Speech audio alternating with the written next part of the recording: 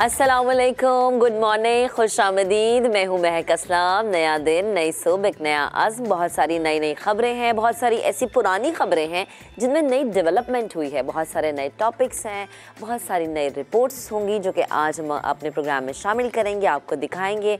और जब भी मैं अपने प्रोग्राम का आगाज़ करती हूँ हमेशा जो है अच्छी अच्छी बातें करती हूँ, क्योंकि मुझे पता है अच्छी बातें करने से दिन बड़ा अच्छा गुजरता है। जब अच्छी बात होती है, वो कहते हैं ना कि दिन का आगाज़ अगर अच्छा हो तो पूरा दिन बड़ा अच्छा गुजरता है। वैसे मैंने तो ये बात ऐसे पल्लू से बांध ली, यकीन कर लिया इस बात पे कि वाकई दिन के आगाज़ में जब मैं अच्छी बातें करती हूँ, हेल्थ की बातें करती हूँ, पाकिस्तान की इकॉनमी की बातें जो कि अच्छी नहीं है लेकिन खैर अच्छी हो जाएगी, चले कोई नहीं, जब ऐसी अच्छी अच्छी बातें करती हूँ तो दिन वाकई अच्छा गुजरता है। तो आज की अच्छी बात आपके साथ शेयर करते हैं।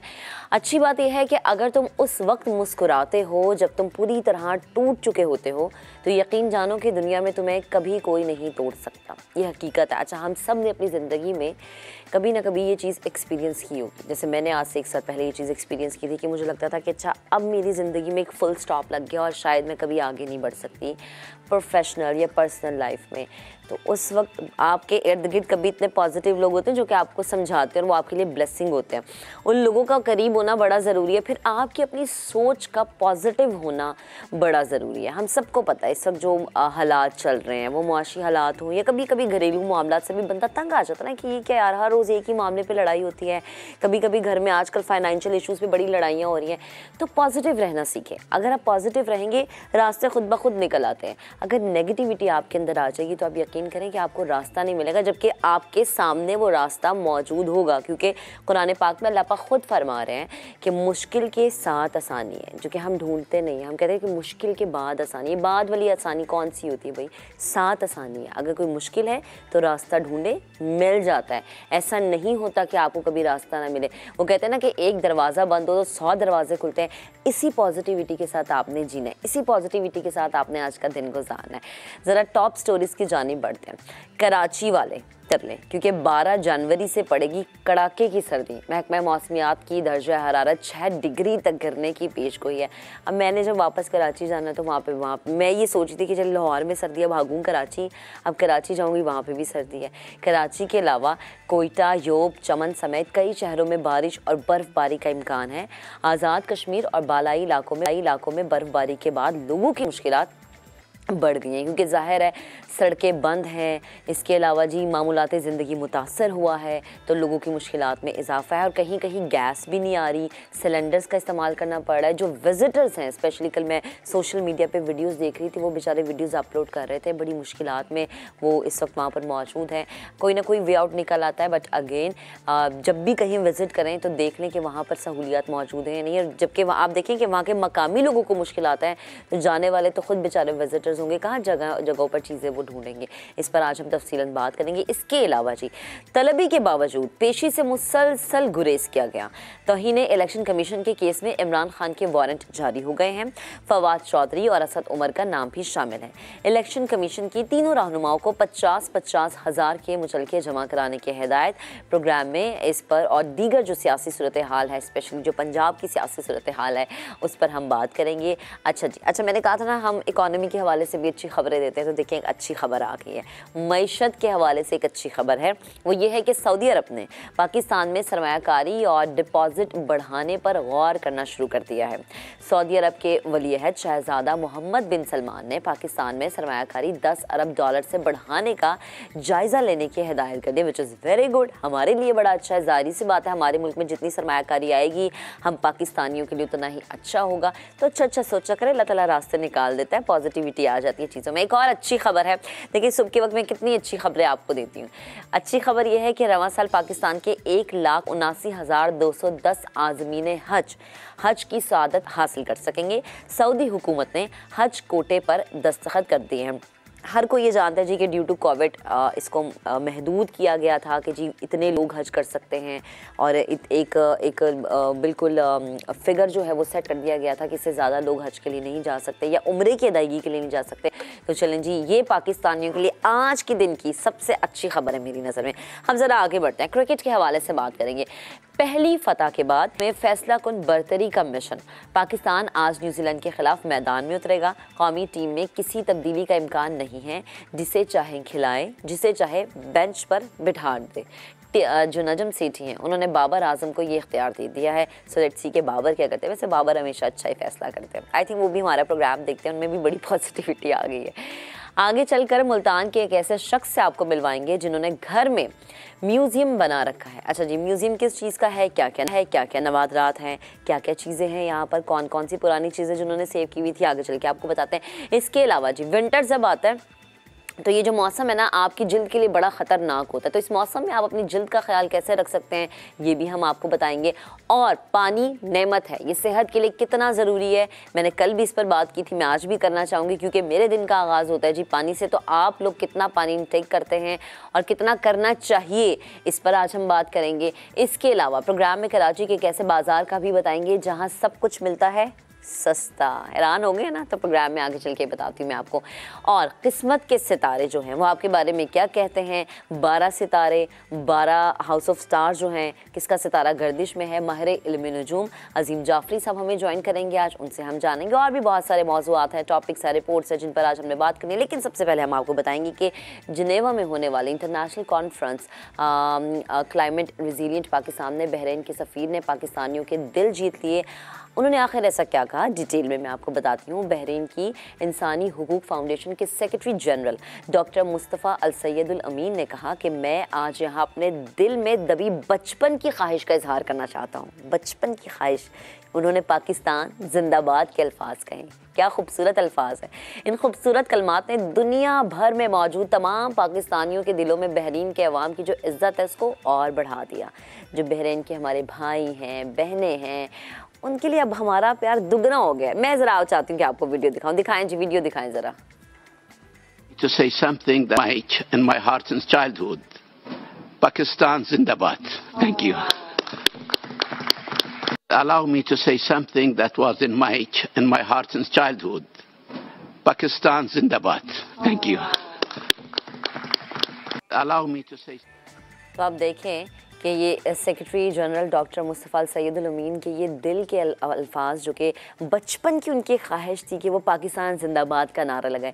पाकिस्तान ऐसा मुल्क, इतना खूबसूरत मुल्क, इतना वेलकमिंग मुल्क, इतना लोगों से प्यार करने वाला, इज़्ज़त करने वाला मुल्क है कि बाहर बैठे लोग भी ख्वाहिश करते हैं कि वो काश पाकिस्तानी होते, जो कि हमने देखा भी है। अब ज़रा आगे बढ़ते हैं, पाकिस्तान की सियासत की बात कर लेते हैं। पाकिस्तान की सियासत अच्छे ट्रैक पर नहीं है। चौधरी परवेज़ इलाही का मुस्तकबिल क्या होगा, मोहलत मिलेगी या अदालत एतमाद का वोट लेने का कहेगी। लाहौर हाई कोर्ट में आज होगी अहम समात और इस समात के बाद पता चलेगा। जो बिलावल भुट्टो सरदारी अपनी प्रेस कॉन्फ्रेंस में कह रहे थे ना लास्ट वीक कि जी बड़ा ज़रूरी है कि जी वो एतमाद का वोट लें। अब ज़रा आगे बढ़ जाए। तौहीन इलेक्शन कमीशन केस में चेयरमैन PTI के वारंट गिरफ्तारी जारी हो गए। इलेक्शन कमीशन ने IG इस्लामाबाद के ज़रिए वारंट्स की तामील कराने का हुक्म दे दिया है। इलेक्शन कमीशन ने करार दिया कि इमरान खान जानबूझकर बार बार इल्तवा लेते हैं। इलेक्शन कमीशन ने असद उमर और फवाद चौधरी के भी वारंट गिरफ्तारी जारी कर दिए हैं। तीनों की हाजिरी से इस्तिस्ना की दरख्वास्तें भी खारिज कर दी गई हैं। ये खबर जब कल हमारे चैनल पे जब ब्रेक हुई, डिफरेंट चैनल्स पे ब्रेक हुई, तो यकीनन PTI वालों के लिए एक धचका तो थी ये खबर, लेकिन ढिठाई क्या कहने ना खान साहब की ढिठाई के। आप लोगों की तौहीन कर देते हैं, आप जो है लोगों को गलत अल्फाजों से नवाज देते हैं, लेकिन मुआफ़ी नहीं मांगते आप। अभी आपको एक और भी खबर देते हैं। इलेक्शन कमीशन के नामुकम्मल कोरम और इक़दामात की कानूनी हैसियत का मामला अदालत ने MQM की जानिब से फौरी समात की इस्तदा मंजूर कर ली है। ब्रेकिंग न्यूज़ है, इसी पर बात करेंगे। नुमाइंदे खुसूसी इरफानुल हक ने हमें ज्वाइन किया है। इरफान, प्लीज़ डिटेल्स शेयर कीजिएगा। देखिए महक, इसमें इलेक्शन MQM ने अपनी जो दरख्वास्त में मौक़िफ़ अख्तियार किया है कि इलेक्शन कमीशन ने जब बल्दियाती इलेक्शन कराची के बल्दियाती इलेक्शन के हवाले से नोटिफिकेशन जारी किया था, उस वक्त इलेक्शन कमीशन का कोरम पूरा नहीं था और जब तक इलेक्शन कमीशन का कोरम पूरा ना हो तो आईन और कानून के मुताबिक इलेक्शन कमीशन कुछ बड़े फैसले नहीं कर सकता। तो नामुकम्मल कोरम के बावजूद जो नोटिफिकेशन जारी किया गया है वो गैर कानूनी है। इस वक्त फौरी समाअत की दरख्वास्त आज दायर की गई है, क्योंकि गुज़िश्ता रोज एक डिवीजन बेंच ने इस दरख्वास्त की समाअत से इनकार कर दिया था और उसके कबल एक बेंच ने जो फौरी समाअत की दरख्वास्त मुस्तरद कर दी थी और इसके अलावा चीफ जस्टिस इस हवाले से फुल बेंच की दरख्वास्त भी मुस्तरद कर चुके हैं। ताहम आज MKM के वकील ने एक फौरी समाअत की दरख्वास्त दायर की, जिसमें कहा गया है कि बल्दियाती इलेक्शन का इनेकाद 15 जनवरी को मुतवक्किल है और ये इलेक्शन हुए तो ये खिलाफ कानून होगा, लिहाजा हमारी दरख्वास्त को फौरी तौर पर सुना जाए। फौरी समाअत की दरख्वास्त को अदालत ने मंजूर की है और इम्कान है कि आज ही इलेक्शन कोरम के मुकम्मल होने से मुताबिक दरख्वास्त की समाअत हो जाएगी। ठीक है इरफान, आपका बेहद शुक्रिया, आप हमारे साथ मौजूद थे। अच्छा जी, हम अपने जो पॉलिटिकली टॉपिक्स हैं उन पर वापस जाते हैं। जैसे मैंने परवेज़ इलाही के हवाले से बात की और बात की जी कि कल जो मामलात हुए, जिस तरह से खान साहब के काबिल ज़मानत वारंट गिरफ्तारी जारी हुए, क्योंकि वो बार बार जो है इल्तवा का शिकार थे जी कि वो हाजिर नहीं हो रहे थे। सीनियर एनालिस्ट अंबर शमसी जो है इस वक्त हमें ज्वाइन कर चुके हैं। अंबर, अस्सलाम वालेकुम, गुड मॉर्निंग, कैसी हैं आप? जी अंबर, आप मुझे सुन पा रही हैं? जी अस्सलाम वालेकुम, गुड मॉर्निंग, क्या हाल है आपके? ठीक ठाक? मैं ठीक हूँ। अंबर, पाकिस्तान की सियासत बिल्कुल ठीक नहीं है। क्या होने जा रहा है पंजाब में? तो बड़ी हलचल है। मैं पंजाब की पहले इसलिए बात करी हूँ बिकॉज हम सब जानते हैं बड़ा सूबा है, हर किसी की नज़रें होती हैं पंजाब पर, हॉट फेवरेट रहा है हमेशा से पंजाब। क्या लग रहा है आपको कि क्या होगा पंजाब में, स्पेशली परवेज़ इलाही की किस्मत क्या फैसला कर सकती है? देखिए, इतना तय है इलाही साहब, ज़ाहिर है असेंबली जितना मर्जी वो कह लें, और ये उन्होंने उनका बयान सामने हमारे है कि उन्होंने कहा कि ये अमानत है इमरान खान की, लेकिन जो तब दलील करने की बात आई या वोट ऑफ कॉन्फिडेंस लेने की बात आई तो नजर आ रहा है कि वो नहीं करना चाहते, इसलिए क्योंकि उनको सियासी फायदा भी है। ये भी बात सामने हमारे आ गई कि इमरान खान साहब के साथ भी बैठ जाते हैं, लेकिन इमरान खान साहब जब साबिक़ आर्मी चीफ की पर तनकीद करते हैं या बात करते हैं तो उन पर वो बरस पड़ते हैं। या पाकिस्तान तहरीक इंसाफ के कायदीन के हवाले से भी उनका जो रवैया है वो भी हमारे सामने पब्लिक रिकॉर्ड का हिस्सा भी है। अब जहाँ तक रही वोट ऑफ कॉन्फिडेंस की और आज जो समाअत होने जा रही है, बहुत अहम भी है। देखिए, एक उन्होंने एफिडेविट तो लिखवा लिया था परवेज़ इलाही साहब ने अदालत को कि वो फिलहाल असेंबली तो तहलील नहीं करेंगे। साथ साथ एक वोट ऑफ कॉन्फिडेंस की बात थी जो एक वाज़े तौर पर नजर आ रहा है, आगे पीछे कभी कोई एक रुकन होता है जो फिसल जाता है, कभी दूसरा रुकन होता है फिसल जाता है, पाकिस्तान तहरीक इंसाफ और पाकिस्तान मुस्लिम लीग काफ के हाथ से, तो उनको मनाना पड़ता है। तो वहाँ नजर आ रहा है कि जो एक तजाद है या उनके जो सियासी स्ट्रैटेजी में तजाद है, वहाँ वो भी नजर आता है कि इमरान खान साहब भी और पाकिस्तान तहरीक इंसाफ के लीडर्स, उसमें फवाद चौधरी भी शामिल है, उनका कहना ले वोट ऑफ कॉन्फिडेंस ले मामले को खत्म कर दें, और बात यही है। नंबर्स शायद पूरे नहीं होंगे। दूसरी तरफ भी आपको नजर आ रहा है पाकिस्तान मुस्लिम लीग नवाज भी काफी दावे करती रहती है। चौधरी शुजात के साथ भी मुलाकातें जो रही हैं, वे बहुत सारे हैं कि 10 हो 12 हो कम हो, वो शायद उस दिन एब्सेंट रहे ताकि वोट ना डालना पड़े। तो ये ज़ाहिर है देखने की बात जब ये बिल आखिर असेंबली में भी आपने उस दिन देखा, फिर एक आपको हाथापाई की सूरत हाल भी फिर से नजर आई, तनाव रहता है। ये ओवरऑल सेटल हो जाना चाहिए, क्योंकि पंजाब आपने जैसे कहा सबसे बड़ा सूबा है। अभी आप गंदम और दीगर जो मामलात है उसकी हालात आपने देख लिए, और उसकी वजह से आपको एक सियासी अदम इस्तेकाम की जो कैफियत है वो हावी रहती है। ये नहीं मालूम कि अच्छा 3 वज़राए जो आला है वो तो बदल चुके हैं, दोबारा से एक आ जाएंगे या नहीं आएंगे। तो ये मामला वंस एंड फॉर ऑल तो सेटल हो जाना चाहिए। अब परवेज़ इलाही साहब और पाकिस्तान मुस्लिम काफ जो है वो ज़ाहिर है सबसे अपनी माइलेज एक्सट्रैक्ट तो करना चाहेंगे। एक इंटरव्यू में उन्होंने कह दिया था कि मार्च तक तो ये मामला ऐसे ही चलता रहेगा, क्योंकि ज़ाहिर है आपको नज़र आ रहा है कि तवातर से वो तरक्याती जो स्कीमें हैं, मंसूबे हैं, आपको एड्स नज़र आ रहे हैं, मुख्तलिफ प्रोग्राम्स जो हैं वो आपके पेश किए जाते हैं, लेकिन वो जो एतमाद का फुकदान अब गुज़िश्ता 1-2 माह में खास तौर पर नजर आया, इसके बावजूद कि परवेज़ इलाही साहब इमरान खान साहब की खूब तारीफें करते हैं, वो कायदे आज़म से के बाद ही इमरान खान कोई लीडर पैदा हुआ है। मुन्निस इलाही साहब भी हमेशा यही कहते हैं, ऑफिशियली भी कहते हैं, फिर मगर बार बार आपको नजर आता है कि मुलाकातें भी होती हैं और फिर दोबारा से बहाली करनी पड़ती है। ये कितना लास्टिंग एक अलायंस इत्तेहाद होगा, खास तौर पर आप देखें कि कई मिसालें आ चुकी हैं जहां इमरान खान साहब जो चाह रहे थे वो ना हो सका।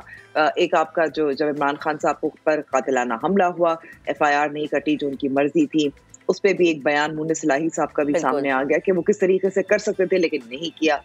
दूसरी तरफ आपको ये भी नजर आता है कि असेंबलियों का मामला है, वोट कॉन्फिडेंस का मामला है।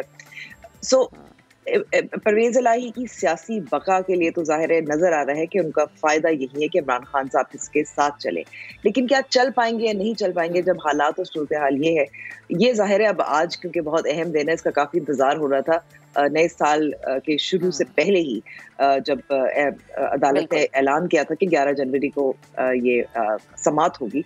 तो अब मेरे ख्याल में पंजाब और पाकिस्तान की आवाम जो है वो दुआ करेंगे कि बस ये खत्म हो जाए, कुछ सेटलमेंट हो जाए, या या पार हो जाए।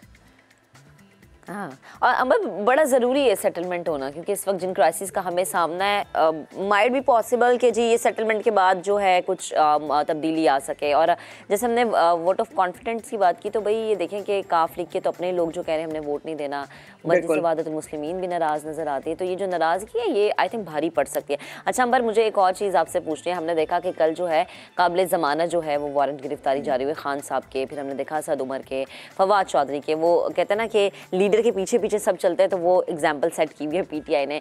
पेश नहीं हो, उनकी पेशी इल्तवा का शिकार हो रही है। तो आपको लगता है कि इस तरह के जो काबिल ज़मानत वारंट गिरफ्तारी जारी हो जाना, ये जो डिफरेंट केसेस हैं वो पीटीआई की सियासत को किसी ना किसी हद तक इफेक्ट कर सकती है? नहीं, मुझे नहीं लगता कि इलेक्शन कमीशन का मामला, क्योंकि इमरान खान के मामले में इमरान खान या उनके दीगर जो कायदीन हैं उनकी सियासत पे कोई असर पड़ेगा, क्योंकि इलेक्शन कमीशन पे उन्होंने बहुत ज़्यादा तनकीद की है, उनको जानिबदारी और ख़ास तौर पे कमिश्नर के पर जानिबदारी का इल्ज़ाम लगाया है। तो वो उन्होंने बयानिया तो बना लिया है, और अगर उनकी पेशी भी होती है, क्योंकि हमें मालूम है इमरान खान साहब एक ईगो भी उनकी है, बड़ी मुश्किल से वो जो खातून जज थी उनके लिए उन्होंने, मैं कहूँगी कि माफ़ी तो नहीं थी, लेकिन चले उन्होंने एक तरह की माजरत कर दी, बड़ी मुश्किल से की थी, कोई आसानी नहीं थी। इलेक्शन कमीशन तो बिल्कुल उनके, मुझे लगता है कि बजाय ये कि हम उसको एक इदारा समझें, उनके मुखालफीन में से लगते हैं। और अजीब सी बात भी लगती है कि इसलिए क्योंकि अगर इलेक्शन कमीशन ने मिसाल के तौर पर ममनुआ फंडिंग का केस भी सुन लिया 8 साल बाद, ताखीर के बाद, लेकिन साथ साथ जहां जहां आपको इलेक्शंस नजर आए हैं उसमें इमरान खान साहब और पाकिस्तान तहरीक इंसाफ की कामयाबी भी नजर आई है। तो ये रवैया जो है सूट करता है, पॉलिटिकली भी सूट करता है इमरान खान और पाकिस्तान तहरीक इंसाफ को, कि काबिल ज़मानत से कबल जो तोशा खाना केस था, मेरे ख्याल में पिछले हफ्ते हुआ था, उसमें भी पेश नहीं हुए थे। तो केसेस इमरान खान साहब के खिलाफ बहुत हैं, उनकी जाहिर तरजीह भी है। अभी हम देख रहे हैं कि उनकी कास्ट ही नहीं उतरी। वो अपनी एक सेमिनार भी था, उन्होंने वर्चुअल वीडियो लाइव लिंक के जरिए उन्होंने खिताब भी किया था, तो ये उनके लिए अहमियत नहीं रखती और उनको तो सूट करता है। इलेक्शन कमीशन पाकिस्तान उन पर दुश्मन की तरह बन गए हैं, तो इसी तरह है। सही, ठीक है अंबर, बेहद शुक्रिया, आप हमारे साथ गुफ्तगू कर रही थी। और बड़ा ज़रूरी होता है एक ऐसा लीडर जो कि ऐसे एग्जाम्पल सेट करे कि जो लोग उसके फॉलोअर्स हैं ना, उसको जब फॉलो करें तो बाकी लोग कहें कि लीडर ने बड़े बेहतरीन काम किए, तभी फॉलोअर्स जो हैं वो अच्छे काम करते नज़र आ रहे हैं। लेकिन बदकिस्मती से पीटीआई ऐसा कोई भी एग्जाम्पल सेट करने में नाकाम नज़र आई है। चले देख लेंगे ब्रेक के बाद एक ऐसे शख्स से आपको मिलवाएंगे जिन्होंने घर में म्यूज़ियम बना रखा है। अब इनके म्यूज़ियम में क्या कुछ है जानिए ब्रेक के बाद। Stay with us. Welcome back once again. अच्छा जी, ज़रा मुल्तान का रुख करते हैं। मुल्तान शहर की गलियों में एक ऐसा म्यूज़ियम मौजूद है जहां पहली जंग-ए-अज़ीम में इस्तेमाल होने वाले हथियार, नायाब बर्तन, लैम्प, छोटे साइज़ का कुरान पाक समेत बेशुमार हैरत में मुब्तला करने वाली अशिया मौजूद हैं। इस म्यूज़ियम की सैर हमें करवाएंगे मुकर्रम खान, और उसके बाद जिनका ये म्यूज़ियम है उनसे भी हम बात करवाएंगे आपकी। इससे पहले रिपोर्ट देखिए। इस घर के कमरे में मौजूद है हैरत अंगेज नायाब चीजों का खजाना, जिसे देखकर इंसान सैकड़ों साल माजी में चला जाता है।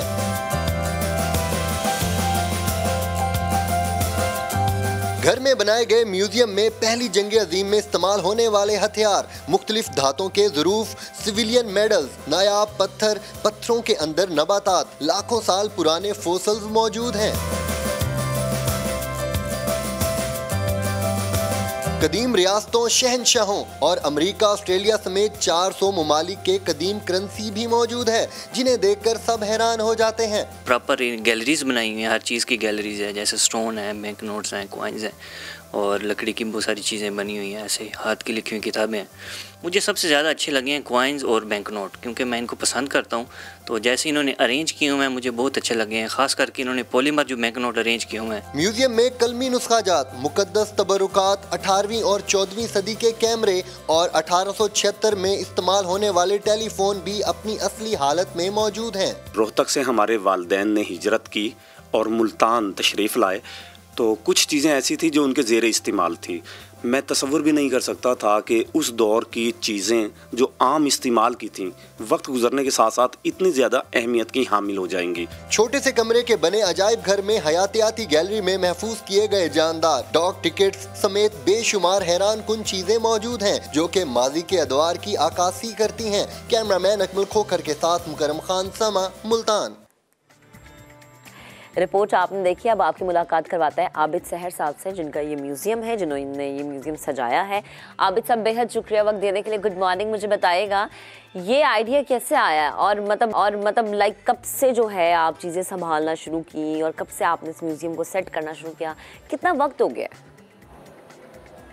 जी अस्सलाम वालेकुम। अल्हम्दुलिल्लाह मेरा ताल्लुक़ जिस फैमिली से है, 1947 में जिस वक्त पाकिस्तान में माइग्रेशन करके रोहतक से मेरे आबा तशरीफ़ लाए थे, तो कुछ चीज़ें उनके पास मौजूद थीं और बहुत ज़्यादा हिफाजत के साथ वो रखा करते थे। कुछ तांबे और पीतल के ज़रूफ़ थे जो हमारी वालदा के जहेज़ के थे, वो भी थे। और उस में हमें अंदाज़ा नहीं था कि ये चीज़ें इतनी ज़्यादा अहम होती चली जा रही हैं।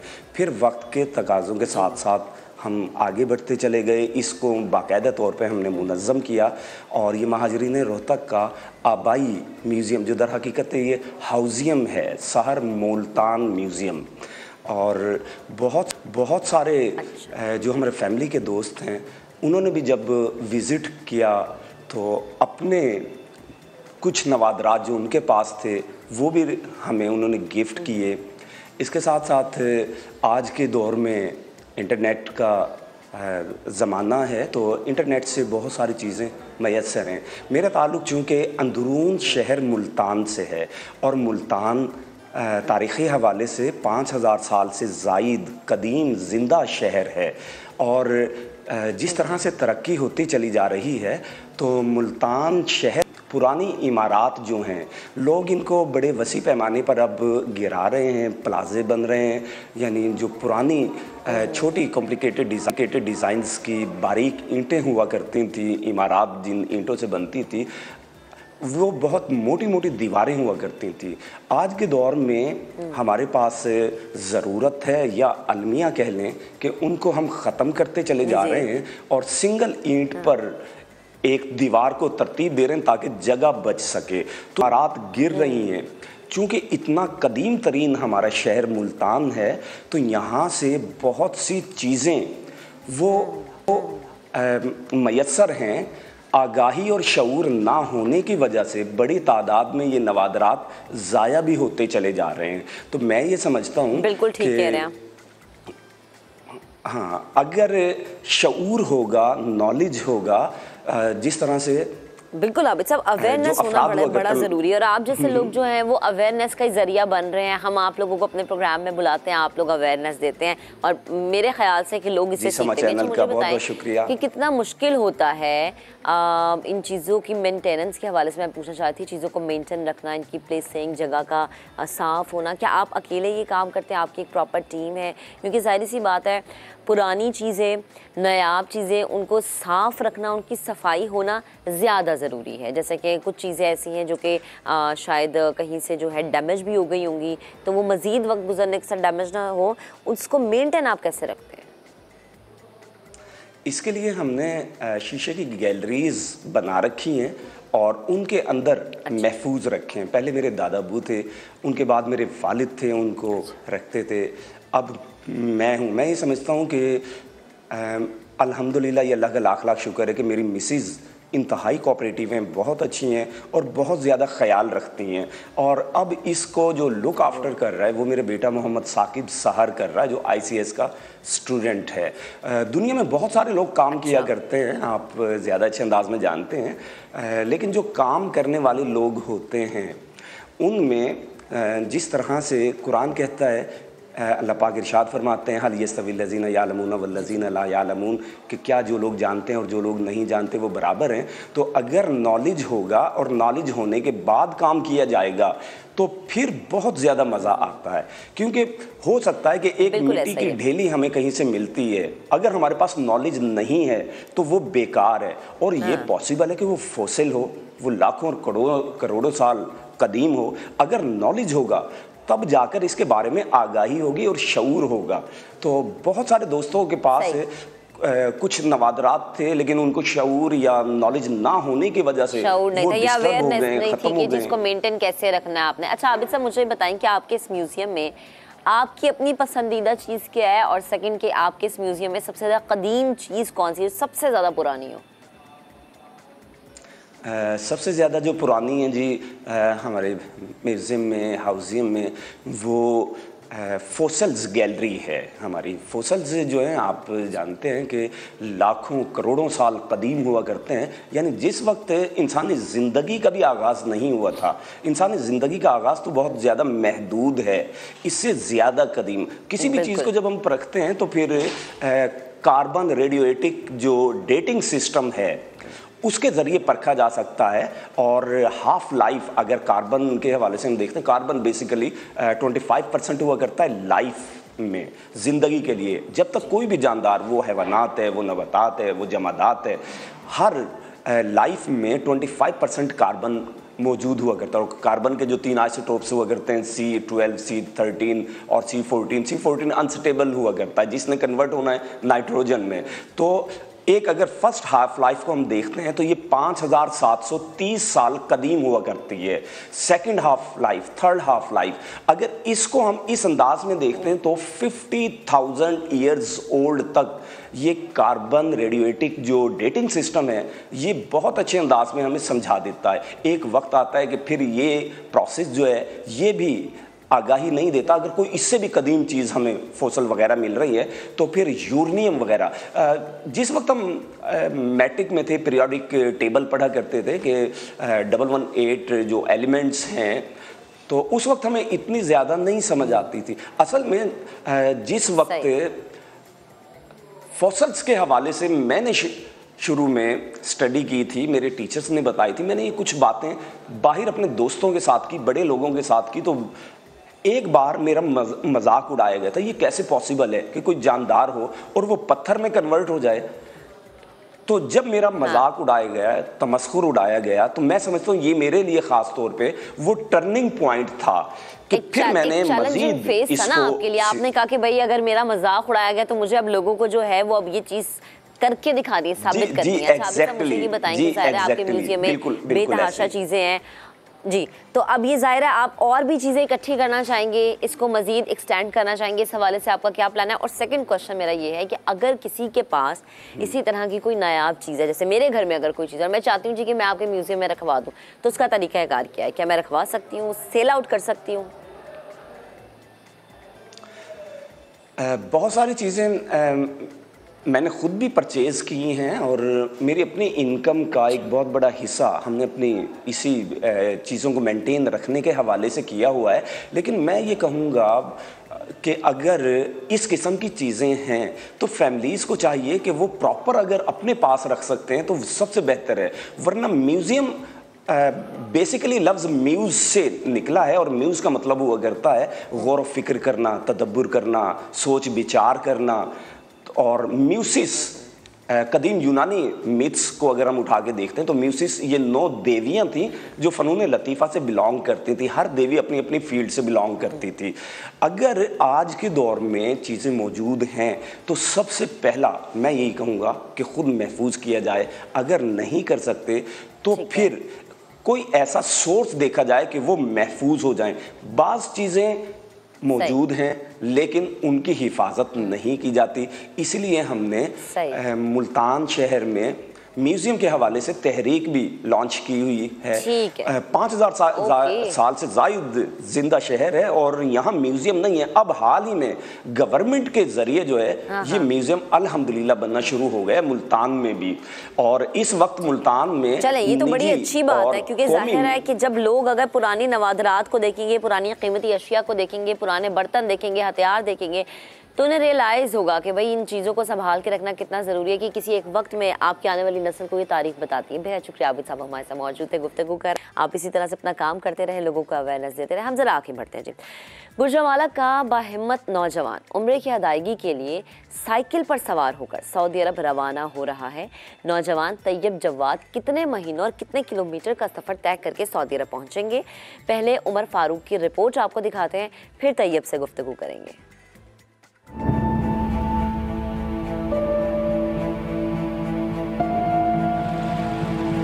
तैयब जवाद साइकिल पर उम्रे की अदायगी के लिए सऊदी अरब जाने के लिए पुरअज़्म है। सर्द मौसम और तवील सफर के बावजूद गुजरांवाला के नौजवान का हौसला बुलंद है। आज गुजरांवाला से आगाज़ कर रहा हूँ। लाहौर, उकाड़ा और मुल्तान से डीजी खान से होते हुए फोर्ट मनरो और कोयटा से होते हुए जायदान के रास्ते, ताफ्तान के रास्ते से मैं जायदान इंटर होऊंगा और वहाँ से बंदर अब्बास से अपने सफ़र को जो है यूएई की तरफ कंटिन्यू करूँगा और यूएई से होता हुआ मैं सऊदी अरेबिया में इंटर होऊंगा। तकरीबन ये 2 से 2.5 माह का अरसा मुहीत है। तैयब जवाद मुख्तलिफ ममालिक से होता हुआ 15,000 किलोमीटर का सफर 3 माह में मुकम्मल करेगा। नौजवान को सरकारी अफसरान, अहले खाना और शहरियों ने दुआएं देकर रुखसत किया।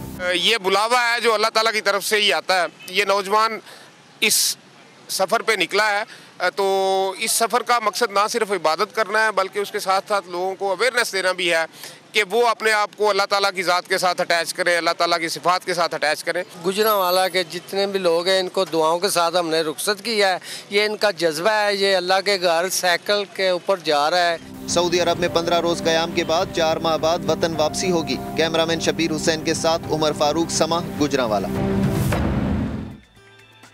रिपोर्ट हमने आपको दिखाई। तैयब इस वक्त हमें ज्वाइन कर चुके हैं, उन्हें शामिल गुफ्तगू करेंगे। अस्सलाम वालेकुम तैयब, गुड मॉर्निंग। माशाल्लाह से बड़ा मुबारक सफ़र करने आप जा रहे हैं। मुबारक सफ़र के साथ साथ ये बड़ा मुश्किल और चैलेंजिंग सफ़र भी मुझे नज़र आ रहा है, तो प्लीज़ मुझे बताएं कि कब जो है आपकी रवानगी है? जी अस्सलाम वालेकुम जी। सबसे पहले आप सबका शुक्रगुजार हूँ, आपने मुझे लाइव दिया।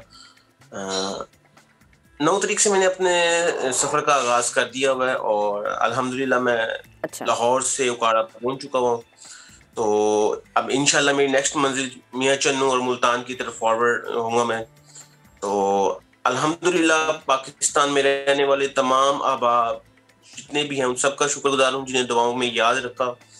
तो नेक्स्ट जो मेरा है वो प्लान यही था कि बेसिकली काफ़ी अर्से से मैंने सोचा हुआ था कि पाकिस्तान में हमारे फॉरेनर्स आते हैं, पाकिस्तान की ब्यूटी को एक्सप्लोर करते हैं, नॉर्दर्न एरियाज को, बलूचिस्तान को, केपीके को, तो क्यों नहीं बाहर जा सकते। तो बेसिकली वो साइकिलिस्ट आते हैं और हम बाहर नहीं जा सकते थे। तो लास्ट ईयर मैं ईरान बाइक पे गया हुआ था, हमारी बाइकिंग कम्युनिटी थी। तो वापसी पे मैंने एक चीज डिसाइड कर ली कि नेक्स्ट ईयर जब भी मैं पाकिस्तान से आऊंगा तो सरहदों से बाहर साइकिल चलाऊंगा। तो इस दौरान जब मैं साइकिल चला रहा था तो मेरे ज़हन में ख्याल आया, तो मैंने कहा जी बेहतरीन प्लान है, एज ए मुस्लिम हर इंसान की ख्वाहिश है कि वो उम्रे पे या हज के लिए जाए।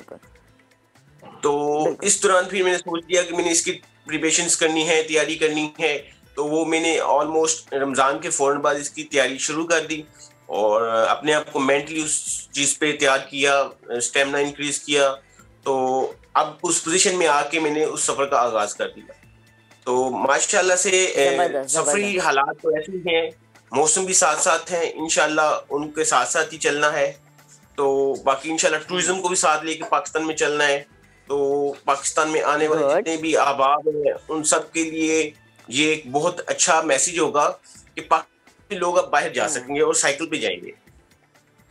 साइकिल पे जाएंगे, आप एग्जाम्पल सेट करें। अच्छा तैय्यब, मुझे बताएं कि 9 तारीख से आपने अपने सफ़र का आगाज़ किया, तो क्या टारगेट सेट किया है कि कितने दिनों में आप सऊदी अरब पहुंच जाएंगे? राउंड अबाउट मैंने टारगेट ये सेट किया था कि 2 से 2.5 माह में ये जो थे ताइफ में पहुंचना है और हर हाल में पहुंचना है। इस प्रोसीजर से गुजरने के लिए मैंने पाकिस्तान फॉरेन ऑफिस से रजू किया, पाकिस्तान में मुख्तलिफ कंट्रीज की जो होती हैं कॉन्सुलेट ऑफिस एम्बेसी से रजू किया, और जब तक वीज़े का प्रोसीजर मुकम्मल हुआ उसके बाद मैंने ये होता है इस सफ़र को कंटिन्यू किया। सही, ठीक। अच्छा तो ये मुझे बताएं कि फैमिली की सपोर्ट, यकीनन सफ़र आपका बड़ा मुबारक है, लेकिन एक होता है ना कि दिल में थोड़ा सा होता है फैमिली को, अम्मा को, अब्बा को, बहनों को, कि आप साइकिल पे सफ़र कर रहे हैं, ये तो एक बड़ी चैलेंजिंग सी चीज़ है, मुश्किल भी चीज़ है, तो घर वालों का क्या रिएक्शन था? अल्हम्दुलिल्लाह वालदा से ये बात डिस्कशन की तो वालदा बहुत एक्साइटेड थी, उन्होंने मुझे दुआएं दी कि अल्लाह ताला तुम्हारा ख्वाब मुकम्मल करे। तो सबसे अच्छी बात ये थी कि वालदा की दुआएं जो होती हैं वो सबसे कीमती होती हैं। तो मुझे वालदा ने उसी वक्त का सिस्टर ने सपोर्ट किया, उन्हें कहा बिल्कुल ज़रूर जाएं। तो क्योंकि पहले भी मैं जाता था नॉर्दर्न एरियाज में, काफ़ी दिन गुजारता था, तो महीने भी गुजर जाते थे। तो फिर इस दौरान मैंने उस चीज़ को अपने अंदर जो है और पैदा हो गया, क्योंकि वालिदैन की सपोर्ट जो होती है वो सबसे ज़्यादा कीमती होती है। तो उसके बाद दोस्त अहबाब ने कहा कि बेहतरीन सफ़र है, आप ज़रूर जाएं।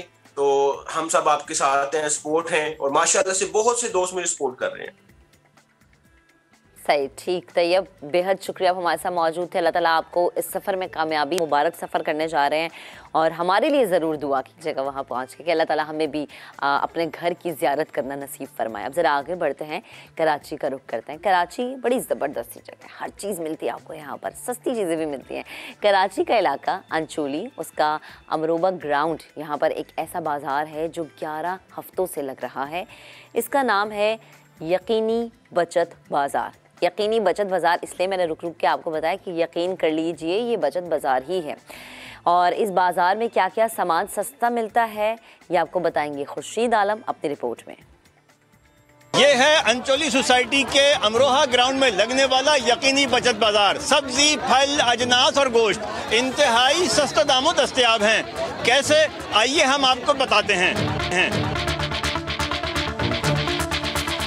सब्जियां हैं, तकरीबन 30 के करीब सब्जियां हैं। इसके बाद घी है, तेल है, आटा है, दालें हैं, गोश्त का इंतज़ाम किया हुआ है।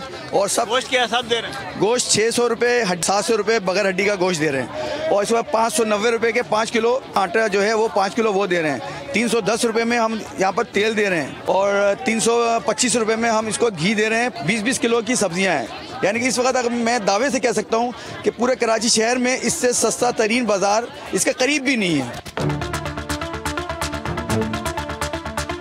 सही मिल गया, काफ़ी मिल गया, लेकिन मुश्किल तो हो रही है रश की वजह से, बाकी सेट है। बहुत सहूलत है, लेकिन बस लोग जो ना पागल हो रहे हैं, उन लोगों को चाहिए सुकून के साथ सारा काम करें। यहाँ हम पहले दिन से वॉलंटियर हैं, आज 11वां बाजार है, तो थोड़ा बहुत कोशिश करते हैं कि मैनेज करके चले, लोगों को तकलीफ ना हो, इतनी मेहनत करके। आप देख रहे हैं टोकन सुबह से लेके जब अंदर आ रहे हैं लोग, तो इत्मीनान से सामान लेके जाएं, क्योंकि अगर थोड़ी जल्दबाजी होगी तो उनका भी नुकसान हो सकता है, हमारा भी। सर मैं तो ये कहूँगा बहुत अच्छा काम है, पर निज़ाम नहीं है लाइनों का। है लोग वही जहां में अच्छे आते हैं जो काम दूसरों के। शदीद महंगाई के इस दौर में इस तरह के सस्ते बाजार आवाम को रिलीफ फराहम करने का जरिया बन जाते हैं। कैमरामैन फैसल आगाई के साथ खुर्शीद आलम, समा, कराची। तो चलें जी, आप रुख कर सकते हैं कराची के इस इलाके का, सस्ती चीज़ें ख़रीद सकते हैं। अभी लेंगे ब्रेक के बाद बात करेंगे मुआशरे की उस हकीकत की जिससे हमें इनकारी नहीं होना चाहिए। डिवोर्स के रेशो हमारी सोसाइटी में क्यों बढ़ रही है? क्या इसकी वजह बेवफाई है? क्या इसकी वजह ऐसे अफेयर्स हैं जो कि शादी के बाद चलाए जाते हैं? नादिया खान इस पर क्या मौक़िफ़ रखते हैं, बताएंगे आपको ब्रेक के बाद। साथ रहिएगा। Welcome back once again, good morning. जो लोग हमें अब ज्वाइन किया उनके लिए अगेन गुड मॉर्निंग मैं कह देती हूँ। सुबह हो गई है तो भाई हम जो खबरें आपके साथ डिस्कस करने वाले हैं वो ज़रा गौर से सुन लें। गौर से इसलिए क्योंकि सर्दियाँ आती हैं, हमारी स्किन जो है वो डल होना शुरू हो जाती है। होता ये जी कि स्किन पे जो रैश होना शुरू हो जाते हैं, स्किन फट जाती है, आपकी एड़ियाँ फट जाती हैं।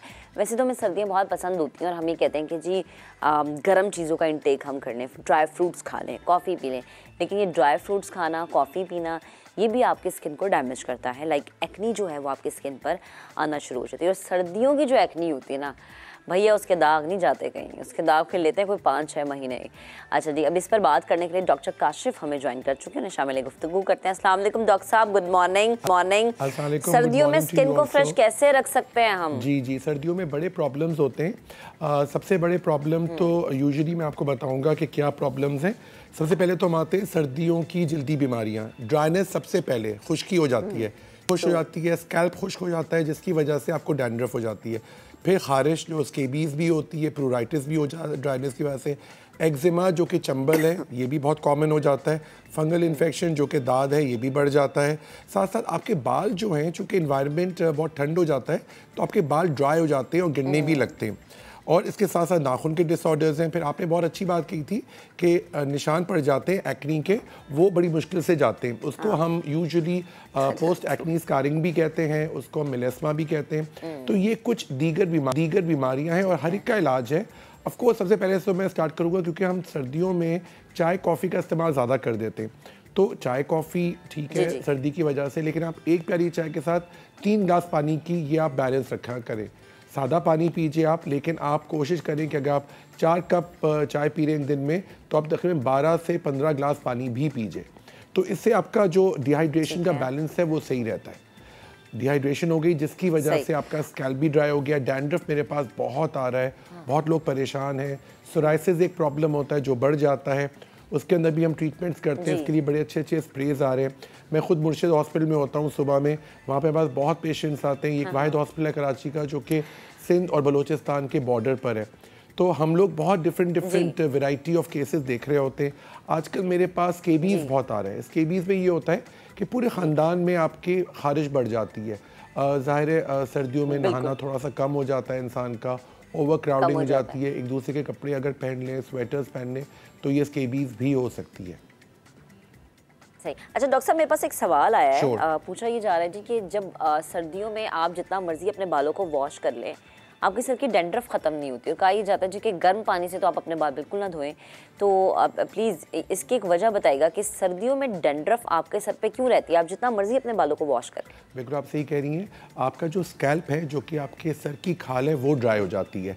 उसकी वजह डिहाइड्रेशन है। अच्छा, कुछ लोगों को एटोपी भी होती है जिसको हम आम ज़बान में हमारी लैंग्वेज में कहते हैं एटोपिक डर्मेटाइटिस या डैंड्रफ, जो कि सर्दियों में बढ़ जाती है। ख़ासतौर पे इन लोगों का मैं ब्लड टेस्ट ज़रूर करवाता हूँ। IgE ब्लड टेस्ट होता है जिसकी वजह से आपकी ड्राइनेस का पता चलता है। इसके साथ साथ एक चीज़ होती है, जैसी सर्दियाँ आने वाली होती हैं आपको थोड़ा सा अपना डाइट में डिफरेंस करना पड़ता है। आपको जैसे नींबू पानी ज़्यादा पीजिए। आप कोशिश करें कि एक माइल्ड सा शैम्पू यूज़ करें। आपने बिल्कुल सही कहा, बहुत गर्म पानी से नहीं नहाना है, लेकिन हल्के गर्म से नहाना है। और ये मैं कहूँगा सबको कि साल भर हल्के गर्म पानी से नहाया करें, क्योंकि हल्का गर्म पानी हमारी बॉडी टेम्परेचर से मिलता है। बहुत ठंडे पानी से या बहुत गर्म पानी से आपने बिल्कुल सही कहा कि आपके बाल ड्राई भी हो जाते हैं, आपके बालों में प्रॉब्लम भी आ जाती है। इसके लिए बहुत अच्छे अच्छे ट्रीटमेंट्स हैं, लेकिन मैं एज अ डॉक्टर उसकी कॉज फाइंड करता हूँ कि क्या रीज़न है। एक IgE ब्लड टेस्ट है वो मैं ज़रूर करवाता हूँ जी। अच्छा डॉक्टर साहब, एक और चीज़, बच्चे जो हैं स्पेशली जो छोटे छोटे नन्हे मुन्ने बच्चे जिन्होंने नया नया चलना सीखा होता है, क्योंकि ये मेरे बच्चे के साथ हो रहा है इसलिए मैं भी बहुत परेशान हूँ। गाल लाल हो जाते हैं, माँ ये समझती है लालियाँ आ गई गालों पे ना, बड़े प्यारे लग रहे हैं, लेकिन वो लालियाँ नहीं होती, इसके बाद गाल फटना शुरू हो जाते हैं। हाथ भी ऐसे ही होते हैं बेचारे बच्चों के। तो इसके लिए क्या करना है? वही क्रीम्स जो कि आप अपने लिए यूज़ कर रहे हैं, या फिर बच्चों के लिए कोई अलग सी क्रीम है जिसमें खुशबू ना हो, जिसमें कोई ऐसी चीज़ ना हो जिनकी, क्योंकि उनकी स्किन तो बड़ी सेंसिटिव सी होती है, उनको उनकी स्किन को डैमेज सवाल है आपका। बेसिकली इसके हमको माइल्ड सडन, ये इसको हम कहते हैं एटोपिक डर्मेटाइटिस। ये यूजुअली उन बच्चों को होता है जिनकी फैमिली में कोई मतलब एस्मा का प्रॉब्लम है या पेरेंट्स में कोई एलर्जीज़ हैं और वैसे भी बच्चे सेंसिटिव होते हैं। तो ऑफ कोर्स इसके लिए मैं ज़रूर कहूँगा, आपको माइल्ड सी क्रीम आती है, सॉफ्ट सेंस लोशन है, उसको आप लगाइए स्किन के ऊपर। और बच्चों के लिए आपने बिल्कुल सही कहा, लाइट ट्रीटमेंट होना चाहिए, प्रेजर्वेटिव्स ना हो। अब कुछ क्रीम्स आती है मीटियोरेट के नाम से आ रही है, जो 2 साल के बच्चों से कम भी लगा सकते हैं। इसके अंदर फ़ायदा ये होता है कि आपकी स्किन जो है ड्राई नहीं होगी। फिर बच्चों का एक चीज़ मैं ज़रूर टेस्ट कराता हूँ जो आप शायद अग्री करेंगी, एक स्टूल DR बड़ा कॉमन है। अगर स्टूल में आपके वर्म्स आ रहे हैं तो वो आप ज़रूर उसको डीवर्म करें, क्योंकि उसकी वजह से आपने बिल्कुल सही कहा, सर्दियों में आते हैं और लगते तो बहुत प्यारे हैं बच्चे, लेकिन वो एटोपिक डर्मेटाइटिस कहलाता है, गोल गोल निशान बन जाते हैं बच्चों के, हाथ पैर में भी खारिश हो जाती है। तो उसको हमें देखना पड़ता है। एक चीज़ का ख्याल रखें, घर में फूल पौधों से दूर रहें बच्चे, घर में कोई एनिमल्स ना हो, उसको कॉटन पहना या कॉटन के ही इर्द गिर्द का माहौल रहे। सही। अच्छा डॉक्टर साहब, एक और चीज़ मुझे बताएं, जैसे आपने आगाज़ में भी ये बात की थी कि जी स्पॉट्स सर्दियों की एक्ने के जो रह जाते हैं वो बड़े ज़िद्दी होते हैं। आप कुछ भी इस्तेमाल कर लें वो 6-7 महीने से पहले नहीं जाते आपकी स्किन से। इसी तरह से एक रेड स्पॉट भी आपकी स्किन पे आता है सर्दियों में। आई डोंट नो वो ड्राइनेस की वजह से होता है या आपका सर्दियों में इंटेक ऐसा हो जाता है कि आप मछली भी खा रहे हैं, आप यखनियाँ भी पी रहे हैं, आप सूप भी पी रहे हैं, तो ये जो स्पॉटिंग हो जाती है आपके चेहरे पर, ये क्या वजह है? आपका इंटेक, आपका वेदर, आपका माहौल जहाँ आप रह रहे होते हैं, क्या वजह है इसकी? जी देखिए, अब जो स्पॉटिंग की बात कर रहे हैं वो मुझे जो आइडिया हो रहा है वो फ्रेकल्स हैं, ब्राउन ब्राउन से तिल हो जाते हैं फेस के ऊपर। अच्छा। ये यूजुअली फैमिलीज़ में होता है। हमारे जो भाई बहन रहते हैं नॉर्थ की तरफ, उनमें काफ़ी कॉमन होता है और सर्दियों में चूँकि स्किन ड्राई हो जाती है तो ये और नुमाया हो जाते हैं। ऑफकोर्स के बहुत अच्छे ट्रीटमेंट्स हैं।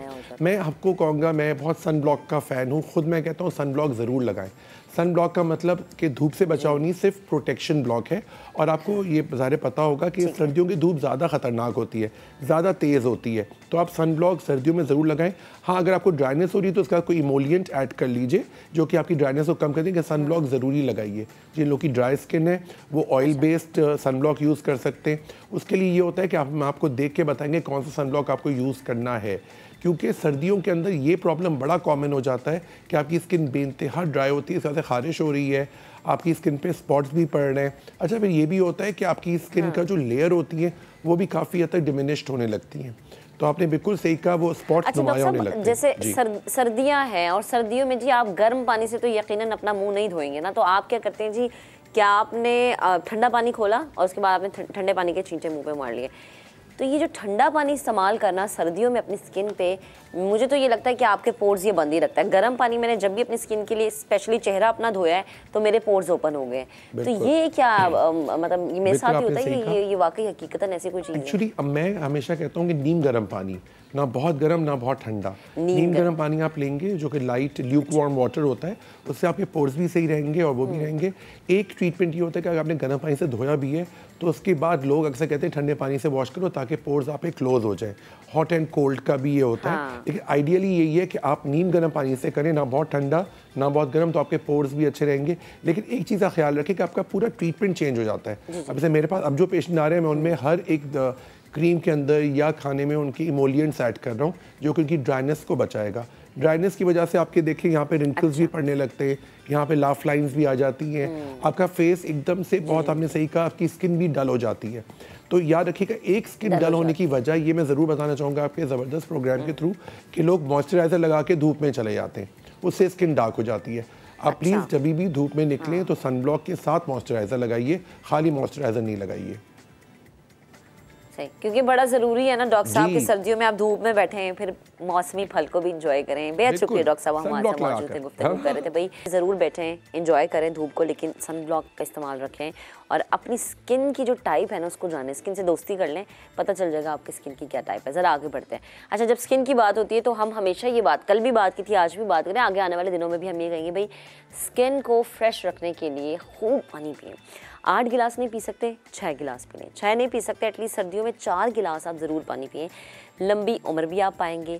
जदीद तहकीक सामने आ गई है, अमरीकी मुहक्किकीन का ये कहना है कि पानी का मुनासिब इस्तेमाल कई बीमारियों से आपको बचाता है, लेकिन सर्दियों में पानी का इस्तेमाल कम हो जाता है।